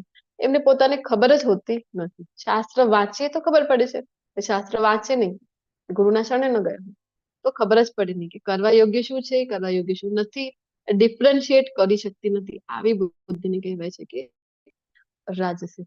અને હવે તમોગુણી શું છે? જે બુદ્ધિ મોહ તથા અંધકારને વશ થઈને અધર્મને ધર્મ અને ધર્મને અધર્મ, જો કેટલો ઉલટું છે, અધર્મ કરતા હોય છે, નિર્દોષ વ્યક્તિઓનો હિંસા કરે છે, કત્તલખાના ખોલીને બેસી ગયા છે, અને શું માને છે કે અમે તો ધાર્મિક કાર્ય કરી રહ્યા છીએ. જોયું ને આપણે કે હૂર મળશે, હૂર પરી, જન્નત મળશે. આવા નિર્દોષોને મારીને આટલા લોકોનો તમે જયારે હત્યા કરી રહ્યા છો, આટલા કતલખાનામાં, તમને શું લાગે છે કઈ યોનિ પ્રાપ્ત થાય છે? અધમથી અધમ યોનિ, નરકની આત્માઓ ભોગવવી પડે છે આવા તમોગુણી વ્યક્તિને. અને એ શું વિચારી રહ્યા છે કે અમને તો જન્નત મળવાની છે. કેટલો અજ્ઞાન છે, જો કેટલા અજ્ઞાનતાની અંધકારમાં છે. અને હંમેશા અવળી દિશા, આપણે વાત કરીને શાસ્ત્રમાં જે આપેલું છે, હવે રજોગુણી વ્યક્તિ સુધી ઠીક છે કે ખબર જ નથી એમને કે શું કરવું જોઈએ, પરંતુ તમોગુણી તો અવળી જ દિશામાં જાય છે, પ્રયાસ કરતા હોય છે. તો હે પાર્થ, આવી જે બુદ્ધિ છે એ તમોગુણી જાણ. હવે સુખના પ્રકાર જણાવી રહ્યા છે. શરૂઆતમાં જે સુખ કેવું લાગે છે, તો ઝેર સમાન, પરંતુ અંતે અમૃત સમાન હોય છે. તો અને આત્મ સાક્ષાત્કારમાં જાગૃત કરે છે તે સાત્વિક સુખ હોય છે. શરૂઆતમાં એક ભૌતિક ઉદાહરણ લઈએ. કોઈ પણ કંપની શરૂઆત કરી, કંપની નાખી હોય, ફેક્ટરી નાખી હોય, ત્યારે શરૂઆતમાં કેવું છે, તમારે લોટ્સ ઓફ ઇન્વેસ્ટમેન્ટ આપણે કરવું પડે છે. મેન પાવર એટલી બધી, શરૂઆતમાં આટલું આઈડિયા હોતું નથી. તો ઘણી વખત થાય છે ને કે લોસ નો પણ સામનો કરવું પડે આપણને, ઓવર ટાઈમ કામ કરવું પડે છે, જ્યાં સુધી બિઝનેસ છે સેટલ નથી થતો. પરંતુ એકવાર બિઝનેસ સેટલ થઈ ગયો તો કેટલા મોટા પ્રમાણમાં પ્રોફિટ આપણને મળે છે. તો આવી રીતે શરૂઆતમાં કેવું હતું, ઝેર સમાન, પણ પછી એનું ફળ સારું મળે છે. પરંતુ હજી સત્વગુણમાં એ આવતું નથી. આ જે ઉદાહરણ છે, શું કામ? કારણ કે આ તો ફેક્ટરીનું ઉદાહરણ લીધું છે, તો આત્મ સાક્ષાત્કાર એમાં ક્યાંય નથી. હજી એક ઉદાહરણ લઈએ બાળકોનું. નાના બાળકો છે, તમને બધાને ખ્યાલ હશે, એડલ્ટ ક્લાસ છે તો આપણે બધા પેરેન્ટ્સ બની ચુક્યા છે, તો બધાને ખ્યાલ છે કે બાળકોને ઉછેરવામાં આવે, નાના હોય ત્યારે કેટલી બધી આપણે ડિફિકલ્ટીનો સામનો કરીએ છીએ કે રાત્રે ઊંઘ પણ આપણે લઈ શકતા નથી. 3-4 વર્ષના ન થાય ત્યાં સુધી આપણે રાત્રે વ્યવસ્થિત શાંતિપૂર્ણ ઊંઘ પણ લઈ શકતા નથી. દિવસભરના થાકેલા હોઈએ, વારંવાર બાળક છે સુસુ કરે, જે કંઈ પણ કરતો હોય, પોટી સુસુ એ ચાલ્યા કરે કે આપણે બદલવાનું, એને ડ્રાય રાખવાનું, સ્વચ્છ કપડાં પહેરવાના. રડતું હોય ઘણી વખત આપણને ખબર ન પડે શું કામ રડે છે. આવી રીતે આપણે કેટલા બધા દિવસભર એમની પાછળ હોઈએ, કેટલા બધા કષ્ટો વેડફીને જયારે એક બાળકને મોટો કરીએ છીએ. શરૂઆતમાં કેવું ઝેર સમાન લાગે છે, પરંતુ જયારે એ જ બાળક મોટું થઈ જાય છે અને સારો એ જ્ઞાન પ્રાપ્ત કરે છે, કૃષ્ણ ભાવનામૃતમાં આગળ વધે છે, કૃષ્ણ ભાવનામૃતનો પ્રચાર કરે છે, તો આપણને કેવું પોતાના આત્મ સાક્ષાત્કાર માટે એક આગળ વધે છે, તો આપણને કેવું સુખ મળે છે, અમૃત સમાન સુખ છે એ મળે છે. માળાનું ઉદાહરણ અહીંયા આપેલું છે. જયારે ભક્તિની સેવા શરૂઆત કરી તો માળાનું ઉદાહરણ, એક માળા કરવા માટે જયારે કહેવામાં આવે છે, ક્યારે માળા લીધેલી હોતી નથી. મેં પોતે પણ ક્યારે લીધેલી નહોતી. જ્યાં સુધી મેં આ વર્ગો અટેન્ડ નહોતા કર્યા ત્યાં સુધી મેં પણ ક્યારે પણ માળા જપ કરેલા નહોતા. તો માળાની શરૂઆત કરીએ તો કેવું લાગે આપણને, ક્યારેક આ માળા પૂરી થાય, 108 માળા છે, મારી માળા મોટી તો નથી, એવા વિચાર આવે મને કે આ બધાની માળા થઈ ગઈ, મારી નથી થતી, મારી માળામાં વધારે મણકા છે કે શું. વારંવાર આપણે માળા બેડ બેગમાંથી કાઢીને ચેક કરી, હવે કેટલી રહી, આવી રીતે ચેક કરતા હોઈએ છીએ. શરૂઆતમાં કેવું છે, ઝેર જેવું લાગે, પરંતુ આગળ જેમ જેમ આપણે કન્ટિન્યુ રાખીએ તેમ તેમ રુચિ છે. ભગવાનની કૃપા સેવા, ભક્તિમય સેવામાં અથવા તો વૈષ્ણવોની કૃપા સેવા, ભક્તિમય સેવામાં રુચિ ઉત્પન્ન થતી હોય. તો જેમ જેમ ભગવાનની કૃપા થાય આપણને રુચિ ઉત્પન્ન થાય છે, ભગવાન પ્રત્યે પ્રેમ જાગૃત થાય છે, અને એ જે માળા શરૂઆતમાં ઝેર સમાન લાગતી હતી, હવે એ જ કરવામાં આપણને છે આનંદની અનુભૂતિ થાય છે, અમૃત સમાન આપણને લાગે છે. શું કામ? કારણ કે આપણને ખબર છે આ માળા જપ મને ભગવત ધામ સુધી પહોંચાડી દે. તો સુખના પ્રકાર, જેમાં હવે રજોગુણી સુખની વાત કરીએ તો જે સુખ ઇન્દ્રિયો દ્વારા તેમના વિષયોના સંસર્ગથી પ્રાપ્ત થાય છે, અને શરૂઆતમાં કેવા લાગે છે તો અમૃત જેવું, પણ અંતે પરિણામ કેવું છે તો ઝેર સમાન, તો રજોગુણી કહેવાય છે. અહીંયા ઉદાહરણ આપેલું છે. નવા રિલેશનશીપમાં જયારે આવે છે સ્ત્રી અને પુરુષ, નવી સગાઈ થયેલી છે, તો કેટલો આનંદ આવે છે. એ સમય કેવું છે કે I can't live without you, એવું થતું હોય છે ને. થોડા ક્ષણોની પણ દૂરી છે, સહન નથી થતી. સગાઈ થયેલી છે ત્યારે વારંવાર ફોન કરે એકબીજાને, કલાકો સુધી વાતો કર્યા કરે. અને એ જ જયારે હવે લગ્ન થઈ ગયા છે, તો લગ્નની પાછળ પરિસ્થિતિ કેવી થઈ જાય છે, જયારે જેમ જેમ નજીક આવે છે એકબીજાના, જયારે ખબર પડે છે કે ગુણ કરતા વધારે દોષ જયારે ખબર પડે છે, બીજામાં આપણે દોષ જ જોઈએ, કારણ કે આપણું સ્વભાવ જ એવું છે. તો આપણે જયારે ખબર પડે છે કે એનો આ દોષ છે, આમાં તો આ દોષ છે આ વ્યક્તિમાં, પછી આપણી પરિસ્થિતિ કેવી થઈ જાય, મતભેદ થાય છે, વિચારોના ભેદ પડે છે. તો હવે એવી પરિસ્થિતિ થઈ ગઈ કે જે પહેલા હતું કે I can't live without you, હવે આઈ વિલ કિલ યુ, આવી પરિસ્થિતિમાં આપણે આવી જઈએ છીએ. તો આવો જે સુખ, પહેલા અમૃત જેવું લાગતું હતું, પરંતુ એ જ રિલેશન જયારે હવે સાથે રહેવું મુશ્કેલ થઈ ગયું છે, આવી પરિસ્થિતિમાં આવી ગયું તો ઝેર સમાન લાગે છે. આ છે રજોગુણી સુખ. તમોગુણી સુખ કેવું છે તો શરૂઆતમાં પણ એ સુખ નથી પ્રદાન કરતું, ને પરિણામ તો એનું છે જ ભયાવહ. જે સુખ આત્મ સાક્ષાત્કાર પ્રત્યે અંધ છે, કઈ લેવા દેવા નથી આત્મ સાક્ષાત્કારથી, અને શરૂઆતથી અંત સુધી ભ્રમણા જ છે. અને જે નિદ્રા, આળસ તથા પ્રમાદમાંથી ઉત્પન્ન થાય છે તે તામસી કહેવાય છે. અહીંયા ઉદાહરણ આપેલા છે, જો ડ્રગ્સ અને આ બધી વ્યસનની કઈ વસ્તુઓ છે. અહીંયા સ્મોકિંગ કરે અથવા તો મદિરાપાન જે કંઈ પણ કરતા હોય, તો શરૂઆતમાં પણ એમનો ટેસ્ટ કેવો હોય છે કે ટેસ્ટ એમનું કડશું હોય ને, બિયરનું ને બધું ટેસ્ટ એ થોડી ના મીઠું મીઠું કઈ લાગતું હોય. તો ટેસ્ટ એમનું કડવું છે, એટલે શરૂઆતમાં પણ કષ્ટપ્રદ છે, બિલકુલ આનંદ આપનારું નથી.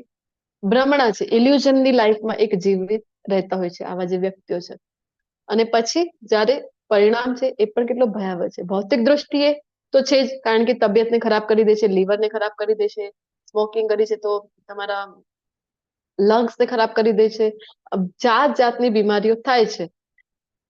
પરંતુ અલ્ટિમેટ જે છે, એટલે કે આફ્ટર આ જ્યારે અહીંયા આપણે જે શરીર ત્યાગ કરીએ એની પાછળ, એટલે કે બીજા જન્મમાં તો અધમથી અધમ યોનિ પ્રાપ્ત થાય છે. એટલે કે અહીંયા પણ સુખ નથી અને પાછળ તો અધમ યોનિ પ્રાપ્ત કરાવી છે, નરકની યાતના પ્રાપ્ત કરાવી છે, એવું એ સુખ છે. સુખ તો કહી ન શકાય તમોમય. હવે 4 વર્ણ ની જયારે વાત આવી છે, જે ભગવાને કીધેલું છે કે ચાતુર્વર્ણ્ય મયા સૃષ્ટમ. આગળ શું કહે છે ભગવાન ચોથા અધ્યાયમાં? બેઝ કયું છે આ 4 વર્ણો જે આપ્યા છે એના? હરે કૃષ્ણ. ચાલો, આજનું ચેપ્ટર ઓલરેડી મોટું છે, સમય ઉપર આપણે ફિનિશ કરવાનો પ્રયત્ન કરવું હતું. ઓલરેડી 5 વાગી ગયા. ચાતુર્વર્ણ્ય મયા સૃષ્ટમ. આગળ શું હતું? કોઈને ખ્યાલ નથી? ગુણ કર્મ વિભાગસ. હરી બોલ. ગુણ કર્મ વિભાગશ. 4 વર્ણો મેં જ આપેલા છે. આ જે સોસાયટી છે એ સારી રીતે સુચારુ રૂપથી ચાલે એટલા માટે. પરંતુ બેઝ કયું છે? જન્મ કર્મ છે, જન્મ અને ગુણ છે. જન્મ નથી કહી રહ્યા, ગુણ કર્મ. જન્મથી બ્રાહ્મણ છો તો તમે બ્રાહ્મણનો દીકરો બ્રાહ્મણ નથી હોતો. આજના અધ્યાયમાં ગુણો આપેલા છે. આ બધા ગુણો અહીંયા જે આપેલા છે બધામાં ટીક ટીક ટીક છે તો તમે બ્રાહ્મણ કહેવાઓ, અધરવાઇઝ નથી કહેવાતા બ્રાહ્મણ. કોઈ ડોક્ટર છે, એના દીકરાને આપણે એમ કહેતા હોઈએ છીએ, જો આ પણ ડોક્ટર છે, કહીએ આવો? ન કહીએ. એની જયારે સ્ટડી થયેલી છે, પાત્રતા એને ડેવલપ કરેલી છે, 12th સાયન્સ, પછી જે એન્ટ્રન્સ એક્ઝામ છે એ ક્રેક કરીને જયારે મેડિકલ કોલેજીસમાં ભણીને ડિગ્રી પ્રાપ્ત કરી, પછી ઇન્ટર્નશિપ, એ બધું જયારે થઈ ગયું ત્યારે આપણે કહીએ કે આ ડોક્ટર છે. આવું જ છે ને? સેમ વે બ્રાહ્મણોમાં આ ગુણ છે તમારી પાસે તો તમે બ્રાહ્મણ. આ પાત્રતા ડેવલપ કરેલી છે તો આ કેટેગરીમાં આવો છો, અધરવાઇઝ નહીં. કયા કયા ગુણો છે? તો સૌથી પ્રથમ શાંતિ પ્રિયતા. આ જો ગુણ છે તમારી અંદર, તમે કોઈની પણ ઉપર જઈને ક્રોધ કરી રહ્યા છો તો બ્રાહ્મણ. શાંતિ પ્રિયતા પ્રથમ ગુણ ભગવાન દર્શાવી રહ્યા છે બ્રાહ્મણના. પછી છે આત્મ સંયમ, પોતાની ઇન્દ્રિયો વશમાં રાખવી, સેન્સ ગ્રેટિફિકેશન ઉપર કંટ્રોલ. તપસ્યા કરી રહ્યા છો તમે તો તમે બ્રાહ્મણ કહેવાઓ છો. પવિત્રતા. આ બધા ગુણો છે ને ડિટેલમાં આપણે 16મા અધ્યાયમાં 12મા અધ્યાયમાં ચર્ચા કરી ગયા છે, એટલે અહીંયા આપણે કરીશું નહીં. પવિત્રતા જોઈ હતી, બાહ્ય શુચિ, આભ્યંગ શુચિ. સહિષ્ણુતા, સહનશીલતા હોય છે. સત્યનિષ્ઠા, સત્ય બોલે એ બ્રાહ્મણ છે. જ્ઞાન, વિજ્ઞાન તથા ધાર્મિકતા, આ સર્વ સ્વાભાવિક ગુણો છે કે જેમના થકી બ્રાહ્મણો કર્મ કરે છે. આ બધા ગુણ તમારી અંદર હોય તો બ્રાહ્મણ કહેવાઓ છો. પછી હવે ક્ષત્રિયના ગુણો કયા કયા છે? તો વીરતા, શક્તિ, સંકલ્પ, દૃઢ સંકલ્પ હોય છે, સંકલ્પ લઈ લીધો તો કરે છે પછી એ વાત. દક્ષતા એ ક્ષત્રિયમાં હોય છે ગુણ. યુદ્ધમાં ધૈર્ય, ધૈર્ય રાખીને યુદ્ધ કરી શકે, તરત જ વિચલિત ન થઈ જાય. ઉદારતા, ઉદાર હોવું ક્ષત્રિયનો ખૂબ જરૂરી છે. આપણે જોતા હોઈએ છીએ ને કેટલા બધા રાજાઓ કેટલા ક્ષમાશીલ હતા. રાજાઓના જયારે આપણે વાર્તાઓ સાંભળીએ, શિવાજી મહારાજ થઈ ગયા, પછી મહારાણા પ્રતાપ થઈ ગયા, આવા મહાન મહાન રાજાઓ આ બધા ગુણો જે ધરાવતા હતા. તથા નેતૃત્વ, આ ક્ષત્રિયોના સ્વાભાવિક ગુણો છે. આ ગુણો અંદર છે તમારા તો તમે ક્ષત્રિય. અધરવાઇઝ મોટી મોટી એવી થાર ગાડી લઈ લીધી અને મોટા મોટા અક્ષરમાં ક્ષત્રિય અને ઢાલ તલવાર આવું પિક્ચર તમે બનાવી લીધું ગાડીના પાછળ અને ગાડી ભગાવી રહ્યા છો તો તમે ક્ષત્રિય કહેવાઓ? ન કહેવાઓ. તમે પછી રસ્તામાં જોઈ રહ્યા છો કે કોઈ માતાને કોઈ હેરાન કરી રહ્યો છે, કોઈ બેનને કોઈ હેરાન કરે છે, તમે ત્યાં જઈને ગાડી રોકતા નથી. એનું રક્ષણ, ક્ષત્રિયનો અર્થ શું છે કે ક્ષતિથી જે રક્ષણ આપે છે એ છે ક્ષત્રિય. એ તમે નથી કરી શકતા. આપણે જોઈએ કે તો રક્તનો ટીપો જોઈને પણ ડરી જતો હોય તો કેમ ક્ષત્રિય થયો? ક્ષત્રિય તો કેવા હતા? વીરતા, પહેલું જ ગુણ ભગવાન આપણને દર્શાવી રહે છે. તો આ બધા ગુણ છે તો ક્ષત્રિય કહેવાય. આવી ગાડી લઈને ફરવાથી, ક્ષત્રિય મોટા અક્ષરમાં લખાવાથી ક્ષત્રિય બની જવાતું નથી. પછી બ્રાહ્મણો અને ક્ષત્રિયોના ગુણો દર્શાવી છે અને વૈશ્યો અને શૂદ્રોના કર્મો દર્શાવી રહ્યા છે.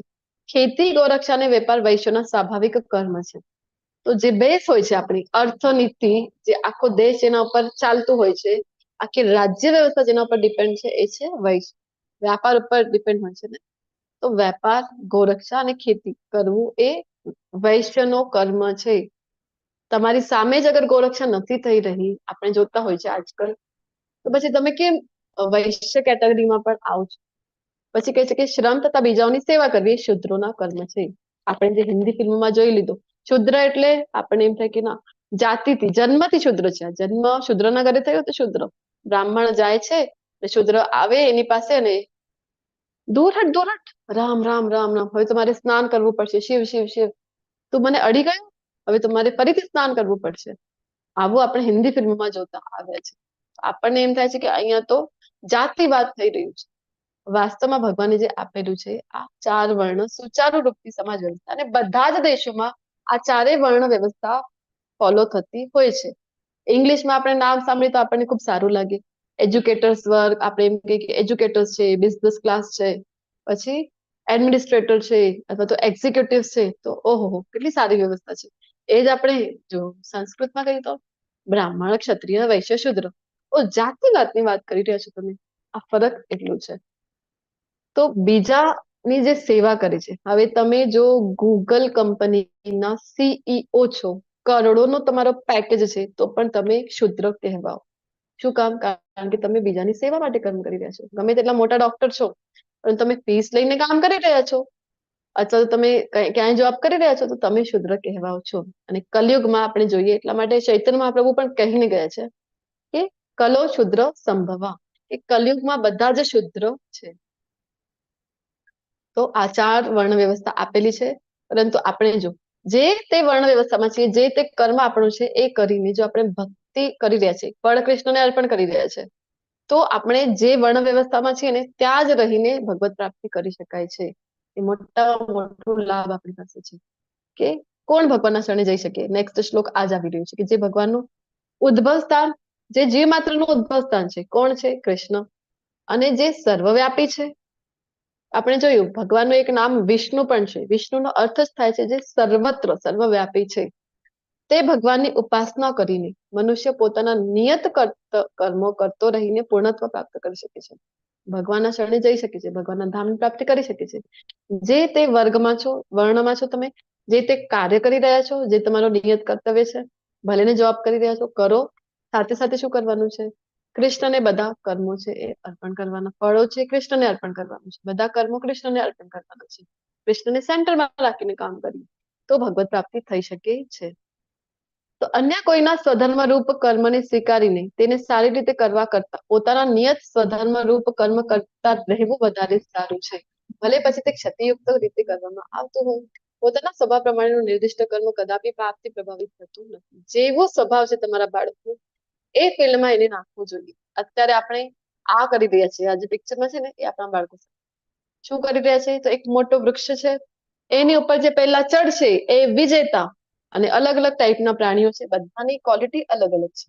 હવે હાથી છે, માછલી છે, સીલ છે, ત્યાં કૂતરો છે, વાંદરો છે અને પક્ષી છે. કોણ પહેલા ચડશે તમે મને બતાવો? પેંગ્વિન પણ છે. તો વિનર કોણ રહેશે આ કોમ્પિટિશનમાં? ઝાડ ઉપર કોણ પહેલા ચડે? મંકી, વાંદરો. વાંદરો. અથવા તો ત્યાં એક પક્ષી પણ જોઈ શકીએ આપણે. પક્ષી તો ઉડીને તરત જ જતો રહેશે ક્ષણભરમાં, એ વિનર થઈ જશે. તો એનો અર્થ એ છે કે હાથીની અંદર કોઈ સામર્થ્ય જ નથી, માછલીની અંદર કોઈ કળા જ નથી. એવું છે, એવું થયું ને એનો અર્થ. તો એ જ આપણે કરી રહ્યા છે. બસ આજુબાજુ જોઈએ છે શું ચાલી રહ્યું છે. બાળકોને ડોક્ટર બનાવવા છે, એન્જિનિયર બનાવવા છે. એ જ અંધાધૂંધ દોટમાં આપણે આપણા બાળકોને મૂકી દેતા હોઈએ છીએ. કૃષ્ણ ના પાડ છે. જે મુજબનો એનો સ્વધર્મ કયું કહેવાય, જે મુજબના ગુણ છે એની અંદર, જે કરવામાં એની રુચિ છે, એ જ ફિલ્ડમાં એને આપણે નાખવું જોઈએ. પછી ભલે ને ક્ષતિ થઈ જાય તો પણ સારું. કૃષ્ણ કહી રહ્યા છે આપણે વાત કરીને જે તે ધર્મમાં છે. આપણને એમ થાય કે બ્રાહ્મણને ભગવત પ્રાપ્તિ થતી હશે અને શૂદ્રને ન થતી હશે, તો એના પહેલાના શ્લોકમાં એનો જવાબ મળી ગયું છે.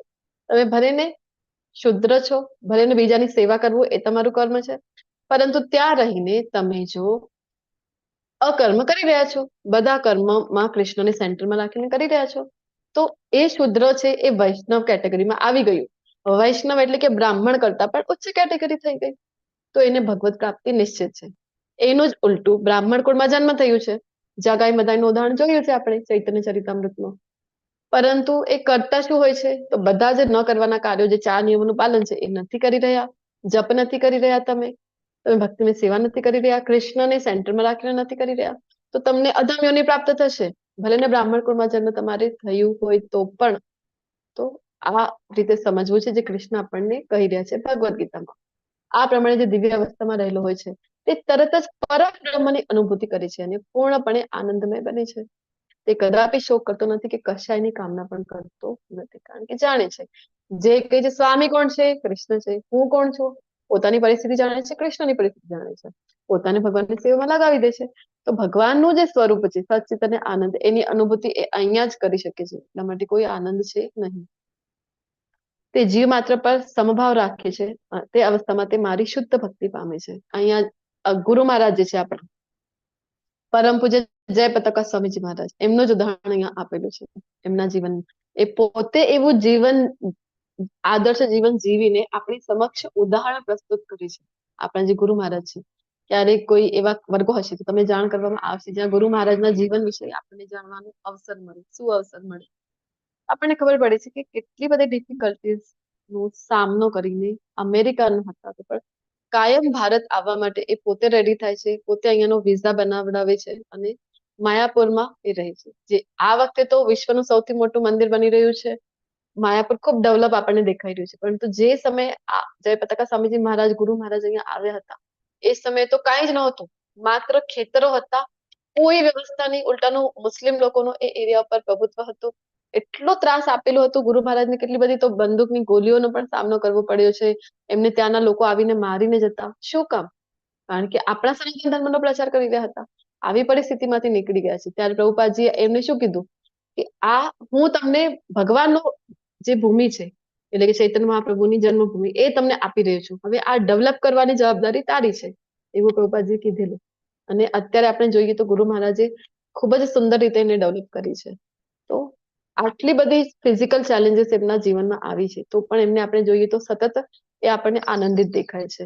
અને શું કહે છે, એમને કોઈ પૂછે કે તમારે આટલી બધી તમને ફિઝિકલ પણ ચેલેન્જીસ છે તો પણ તમે ખુશ છો? તો કહે છે કે હા, I am safe and secure in Krishna.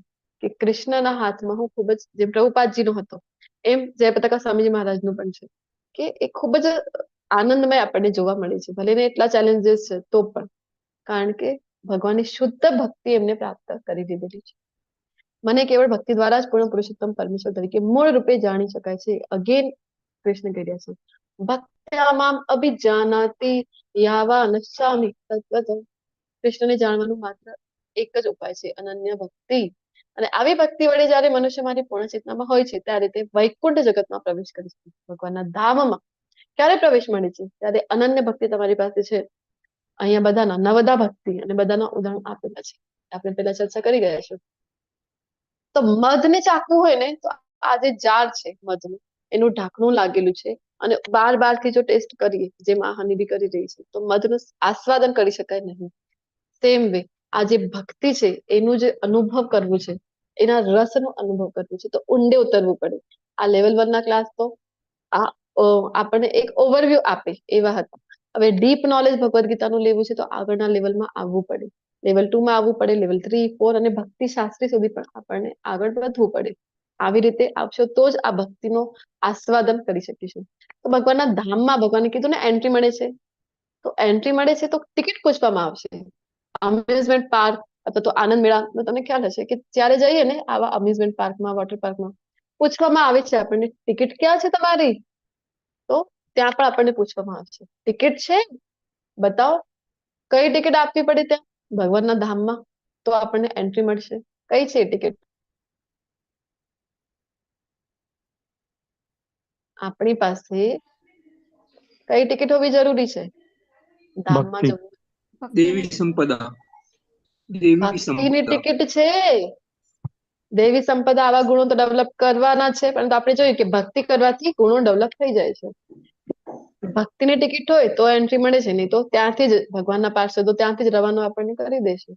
તો આ ટિકિટ મેળવવી ખૂબ જરૂરી છે. મારા રક્ષણમાં રહેલો મારો શુદ્ધ ભક્ત બધા પ્રકારના કાર્યો કરતો હોવા છતાં મારી કૃપાથી સનાતન તથા અવિનાશી ધામને પ્રાપ્ત કરે છે. આવું ધામ કોનું છે? કૃષ્ણનું પોતાનું. આપણને એમ થાય કે આ પણ પ્રભુજી દિવસભર કામ કરે છે, હું પણ કરું છું, એ પણ લેપટોપ ઉપર કાર્ય કરે છે, જે મંદિરમાં છે, કારણ કે મંદિરનું પણ ઘણું બધું કામ હોય છે, ઓડિટનું ને બધું, અકાઉન્ટ બધું છે.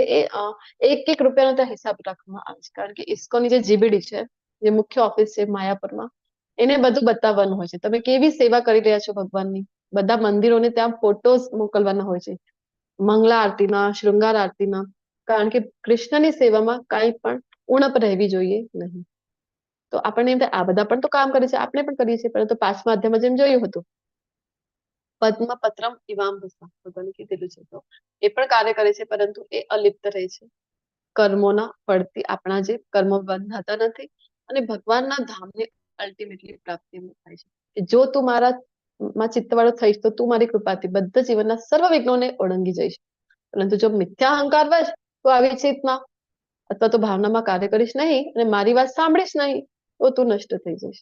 અહીંયા સુંદર ઉદાહરણ આપેલું છે શ્રીમદ ભાગવતમમાં, એનો ઉલ્લેખ મળે છે કે સાગર છે, સમુદ્ર, અથાગ સમુદ્ર, એનો બીજો છેડો પણ જોઈ શકાતો નથી આપણી આંખોથી. તો એને પાર કરવું છે આપણા માટે કેટલો ડિફિકલ્ટ છે, સાગરને પાર કરવું. પરંતુ ગાયના પગની જે ખરી હોય એનાથી ભીની માટી હોય એના ઉપર જે નિશાન બની જાય છે, અહીંયા જે આપણને જોવા મળી રહ્યું છે, છાપો બની જાય છે, અને આ ખાડામાં પાણી જયારે ભરવામાં આવે તો એને ઓળંગવું એ કેટલું સહેલું છે એઝ કમ્પેર ટુ ઓશન, સમુદ્ર. તો આટલું સરળ આપણા માટે આ ભવસાગર બની જાય છે કે ભક્તિ કરવાથી. આપણને આ ગાયના પગથી જે ખાડું બન્યું છે ને એને ઓળંગવું તો બાળક પણ સહેજતાથી, સહેલાઈથી એને જમ્પ મારીને ઓળંગી શકે છે. આપણે પણ આ ભવસાગરને આટલી જ સરળતાથી પાર કરી શકીશું જ્યારે આપણે ભક્તિની સેવા કરીશું. જો અહીંયા એ ઉદાહરણ જે 7મા અધ્યાયમાં આપણે કીધું હતું કે ભક્તનો ઉદ્ધાર કરવા માટે તેષામ અહમ સમુદ્રતા મૃત્યુ સંસાર સાગર. કૃષ્ણ કહે છે કે આવા મારા ભક્તો માટે હું પોતે આવું છું, એવું નહીં કે કોઈને મોકલીશ, દેવતાઓને, મારા અધિકારીઓને મોકલીશ, નહીં, હું પોતે આવું છું. કૃષ્ણ એશ્યોરન્સ આપે છે. હે અર્જુન, પરમેશ્વર જીવ માત્રના હૃદયમાં વસે છે. ઈશ્વર સર્વભૂતાનામ હૃદયે અર્જુન તિષ્ઠતિ. ઈશ્વર ક્યાં રહે છે? તો કહી રહ્યા છે કે બધાના જીવ માત્રના હૃદયમાં. અને ભૌતિક શક્તિના બનેલા યંત્ર પર આરૂઢ થયેલા સર્વ જીવોને પોતાની માયાથી ભ્રમણ કરાવી રહ્યા છે. આપણે બધા માયા શક્તિ છે ભગવાનની, જે ગુણો છે પ્રકૃતિના, ના સંપર્કમાં આવીને ભ્રમણા કરી રહ્યા છે. તો આપણા બધાના હૃદયમાં કૃષ્ણ હાજર છે પરમાત્મા સ્વરૂપે. હે ભારત, સર્વતા સંપૂર્ણપણે તેમના શરણે જા, એટલે કે ઈશ્વર જે હૃદયમાં છે, તેમની કૃપાથી તું પરમ શાંતિ તથા સર્વોપરી સનાતન ધામ પ્રાપ્ત કરીશ. કૃષ્ણની કૃપા થાય તો ભગવાનના ધામની પ્રાપ્તિ થાય છે, અદરવાઇઝ થઈ શકતી નથી. આ પ્રમાણે મેં તને ગુહ્યતમ જ્ઞાન વિશે સમજૂતી આપી છે. આ જે જ્ઞાન છે એનું લેવલ તમે જુઓ, ભગવાન ઉત્તરોત્તર શ્રેષ્ઠ જ્ઞાન અર્જુનને આપી રહ્યા હતા. તો ભગવાન કહે છે ગુહ્યતમ જ્ઞાન આપ્યું છે, આ વિશે પૂરું મનન કર અને પછી યથેચ્છસી તથા કુરુ, તારી જેવી ઈચ્છા હોય એવું. આપણે જોયું ને કૃષ્ણ શ્રેષ્ઠ શિક્ષક છે. આટલું 18 અધ્યાયનું જ્ઞાન આપીને એવું નથી કહેતા હવે ઉભો થા, યુદ્ધ કર, ત્યારથી તો કહું છું, હવે કેમ માનતો નથી? નહીં, હવે તારી જેવી ઈચ્છા છે ને એવું તું કર, એવું ભગવાન કહી રહ્યા છે. સ્વતંત્રતા કારણ કે ભગવાન જે આપણને આપે છે. આગળ કહી રહ્યા છે મન મનાવ મદભક્તો મધ્યાજી મામ નમસ્કરો. આપણે 9.34 માં પણ જોયું હતું, આખી લાઈન ત્યાં પણ હતી એક શ્લોકમાં. મામ એ વૈશ્યસી સત્યમ તે પ્રતિજાને પ્રિયોસી મે. સદૈવ મારું ચિંતન કર, મારો ભક્ત થા, મારી પૂજા કર અને મને નમસ્કાર કર. આ પ્રમાણે તું નિશંકપણે મારી પાસે આવીશ. હું તને આનું વચન આપું છું કારણ કે તું મારો બહુ વહાલો મિત્ર છે. કૃષ્ણ વચન આપી રહ્યા છે. હજી શું જોઈએ આપણે? જયારે સદૈવ કૃષ્ણનું ચિંતન કરીએ, મન છે કૃષ્ણમાં લગાવી દઈએ, કૃષ્ણની ભક્તિ કરીએ, જે આપણે જોયું હતું ઇસ્કોનમાં જે આપણે કરીએ છીએ, મન માળા જપ કરવાથી, ભક્તિ મેં નાની નાની સેવાઓ છે, ભોગ ધરાવવાથી, ભગવાનની આરતી કરવાથી, પૂજા કર, મંગલા આરતી, શૃંગાર આરતી જે કરીએ, ભગવાનનો શૃંગાર કરીએ અને મને નમસ્કાર કર. નમસ્કાર આપણે જોયું હતું જયારે પણ મંદિરે જઈએ, આપણે આપણા ઘરમાં પણ જે મંદિર છે, જયારે ત્યાં જઈએ ભગવાનને નમસ્કાર કરવો જોઈએ, ખૂબ મહત્વ છે. જે આપણે અત્યારે ચર્ચા કરી, જો ઇસ્કોનમાં જે આપણે બધા કરી રહ્યા છીએ. ભક્તતા એટલે ભોગ લગાવી, પૂજા કર એટલે કે આરતી જે આપણે કરીએ, મંગળ આરતી, શૃંગાર આરતી, નમસ્કાર કર, અને મન કેવી રીતે લગાવીશું? માળા કરી. સર્વધર્માન પરિત્યજ્ય મામ એકમ શરણમ વ્રજ અહમ ત્વામ સર્વ પાપેભ્યો મોક્ષયિષ્યામિ મા શુચ. કે સર્વ પ્રકારના ધર્મોનો ત્યાગ કર. હવે ધર્મ એટલે ઘણા લોકોને થાય હિન્દુ, મુસ્લિમ, શીખ, ઈસાઈ, આ બધા ધર્મો છે. મને બતાવો કે જયારે આ ભગવદ ગીતા બોલાઈ રહી છે એ તો કયું કાળ હતું? દ્વાપરયુગ. એ સમયે આવા કોઈ ધર્મો હતા ખરા? નહોતા. તો સર્વ ધર્મનો ત્યાગ કરે એટલે જેને આપણે ધર્મ માનીને ચાલી રહ્યા છે અત્યાર સુધી, કે આ મારો ધર્મ છે, આ મારો ધર્મ છે, આવા બધા જ ધર્મોનો તમે ત્યાગ કરો અને કૃષ્ણ કહે છે કે મારા શરણમાં આવી જાઓ. હું તારો સર્વ પાપોમાંથી ઉદ્ધાર કરીશ, ડરીશ નહીં, અને હવે ભય પામવાની કોઈ આવશ્યકતા નથી. તું જે કંઈ પણ અત્યાર સુધી કરેલો છે ભલે ને કર્યો હોય, પરંતુ હવે તું મારી શરણે આવી જા. કૃષ્ણ કેટલા કૃપાળુ છે, પરમ કૃપાળુ છે. કૃષ્ણ આપણો સ્વીકાર કરે છે. આપણને એમ થાય કે કેટલો મોટો હું પાપી છું, પણ કૃષ્ણ છે તો પણ આપણો સ્વીકાર કરે છે. આપણને લાગે એટલા પાપો મેં તો કર્યા છે, ખબર નહીં અનંત જન્મ મને લાગશે એ પાપો. પ્રભુપાદજીને એક જણ વ્યક્તિએ પ્રશ્ન પૂછેલો, પ્રભુપાદજી કેટલા પાપો કર્યા હતા અમે? કારણ કે ફોરેનમાં તો આપણે જોયું 4 નિયમોનું પાલન કરવા માટે જે આપણે પ્રભુપાદજી કહે છે, તો એ ચારો વસ્તુઓ જે નથી કરવાની એ ચારો વસ્તુ કરતા હોય છે. તો એને પૂછ્યું કે આ તો અમે તો અધમ પાપ કર્યા છે અત્યાર સુધી, તો કેટલા વર્ષો લાગશે, કેટલા જન્મો લાગશે અમને આ પાપો ધોવા માટે? કેટલો સમય લાગશે? પ્રભુપાદજી કહે છે 1 ક્ષણ. તો એ પૂછે છે 1 ક્ષણ? પ્રભુપાદજી કહે છે હા, કૃષ્ણના શરણે આવી જાઓ. કૃષ્ણ કહી રહ્યા છે ને ભગવદ ગીતામાં 18.66. કૃષ્ણની શરણાગતિ સ્વીકારીને તો એક જ ક્ષણમાં કૃષ્ણ છે આપણને બધા જ પાપોમાંથી મુક્ત કરી દે છે. ભૂતકાળમાં અનેક જણને કરેલું છે, તો કૃષ્ણ અહીંયા આપણને કહી રહ્યા છે કે બધા જ પાપોમાંથી બસ ક્ષણભરની વાર છે, મારી શરણાગતિ સ્વીકારો, મુક્ત થઈ જાય. જે મનુષ્ય ભક્તોને આ પરમ રહસ્ય બતાવે છે તે શુદ્ધ ભક્તિ પ્રાપ્ત કરે છે અને અંતે મારી પાસે પાછો આવશે, એમાં લેશ માત્ર શંકા નથી. શું કામ? આ ભગવદ ગીતાનો પ્રચાર કરવા માટે કહેવામાં આવે છે, પ્રસાર કરવા માટે કહેવામાં આવે છે. કારણ કે ભગવાન એશ્યોરન્સ આપી રહ્યા છે કે જે આ મારો ને અર્જુનનો જે સંવાદ છે, આ જે રહસ્યમય જ્ઞાન છે, એ જો તમે કોઈને બતાવો છો ને તો શુદ્ધ ભક્તિ પ્રાપ્ત કરો છો. શુદ્ધ ભક્તિ પ્રાપ્ત કર્યા સિવાય ભગવાનના ધામની પ્રાપ્તિ થતી નથી. શુદ્ધ ભક્તિ પ્રાપ્ત કરીને ભગવાનના ધામનો ગેરંટેડ ટિકિટ, કન્ફર્મ ટિકિટ ભગવાન છે કે કહી રહ્યા છે કે તમને મળી જશે. આ જગતમાં તેના કરતા અન્ય કોઈ સેવક મને વધારે પ્રિય નથી અને કદી વધારે પ્રિય થશે પણ નહીં. જો શું કામ અહીંયા તમને કહેવામાં આવે છે કે ન્યૂ બેચની જ્યારે અનાઉન્સમેન્ટ થાય છે તો ખૂબ જોરશોરથી એનો પ્રચાર આપણે બધાએ કરવો જોઈએ. વોટ્સએપ ઉપર રોજ સ્ટેટસ મૂકવું જોઈએ. આપણા બધા જ સ્નેહીજનોને, પ્રિયજનોને રોજ એનું ડિયર વન રોજ એનું આપણે મોકલવું જોઈએ. જે અનાઉન્સમેન્ટ છે ન્યૂ બેચની, જે મેસેજ વિડીયો છે, એ તો વધારેથી વધારે લોકો એમાં જોડાવા પ્રયત્ન કરવો જોઈએ. શું કામ? કારણ કે કૃષ્ણની ઈચ્છા છે. કૃષ્ણ કહી રહ્યા છે કે સૌથી વધારે પ્રિય મને એ વ્યક્તિ છે જે આ જ્ઞાનનું પ્રચાર પ્રસાર કરશે. આવું નહીં કે ફક્ત તમે ટીચિંગ કરી રહ્યા છો તો જ નહીં. જે કોઈ પણ નાની નાની સેવાઓમાં પણ છે, ધારો કે વોટ્સએપમાં પણ તમે મેસેજ પણ મોકલ્યો, આપણા હાથમાં શું છે? આપણે પ્રયત્ન કરી શકીએ. હવે જોડાવું ન જોડાવું, જેમ ગઈકાલે મેં વાત કરી, એ સામેવાળાની સુકૃતિ ઉપર પણ ડિપેન્ડ કરી છે. આપણે તો પ્રચાર કરવું છે. હવે આગળ કૃષ્ણની ઈચ્છા, કૃષ્ણની કૃપા થાય, એની સુકૃતિ હશે તો એ વ્યક્તિ આવી શકશે.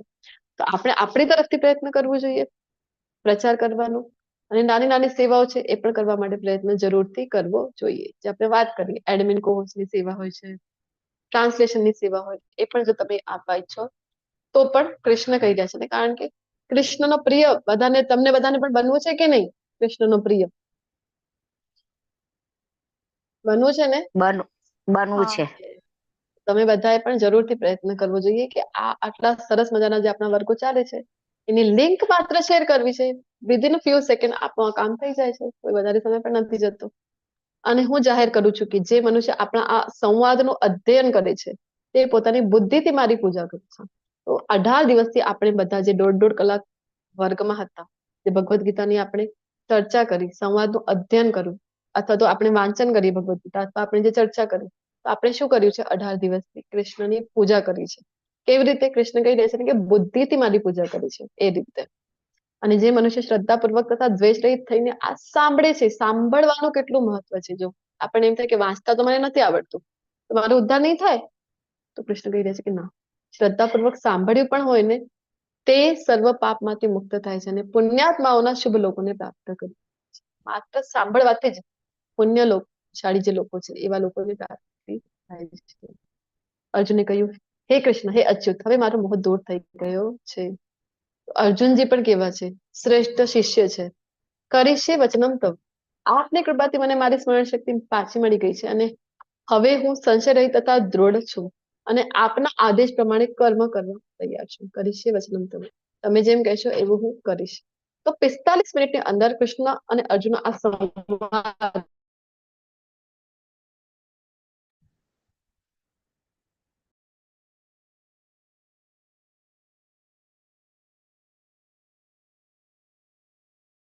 હરે કૃષ્ણ. તો અર્જુનજીને આ સમજાઈ ગઈ છે ભગવદ ગીતા 45 મિનિટ. આપણે જેને અધ્યાય વાઇઝ લઈ રહ્યા છે આપણને તો પણ કેટલો સમય લાગે છે કે સમજવા. અર્જુનજી ભગવાનના પ્રિય મિત્ર છે, પાર્ષદ છે, એટલે 45 મિનિટમાં જે સમજી ગયા ને યુદ્ધ. હરે કૃષ્ણ. Just a moment.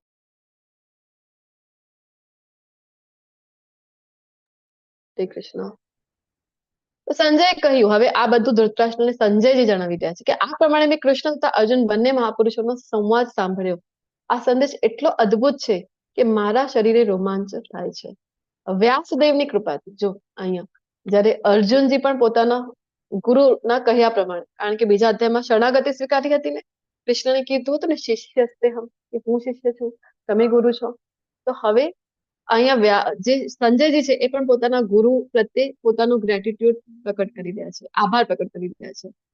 કહે છે કે વ્યાસદેવની કૃપાથી મેં આ પરમ ગુહ્ય સંવાદ પ્રત્યક્ષપણે યોગેશ્વર કૃષ્ણના મુખેથી અર્જુનને કહેવામાં આવતો સાંભળ્યો છે.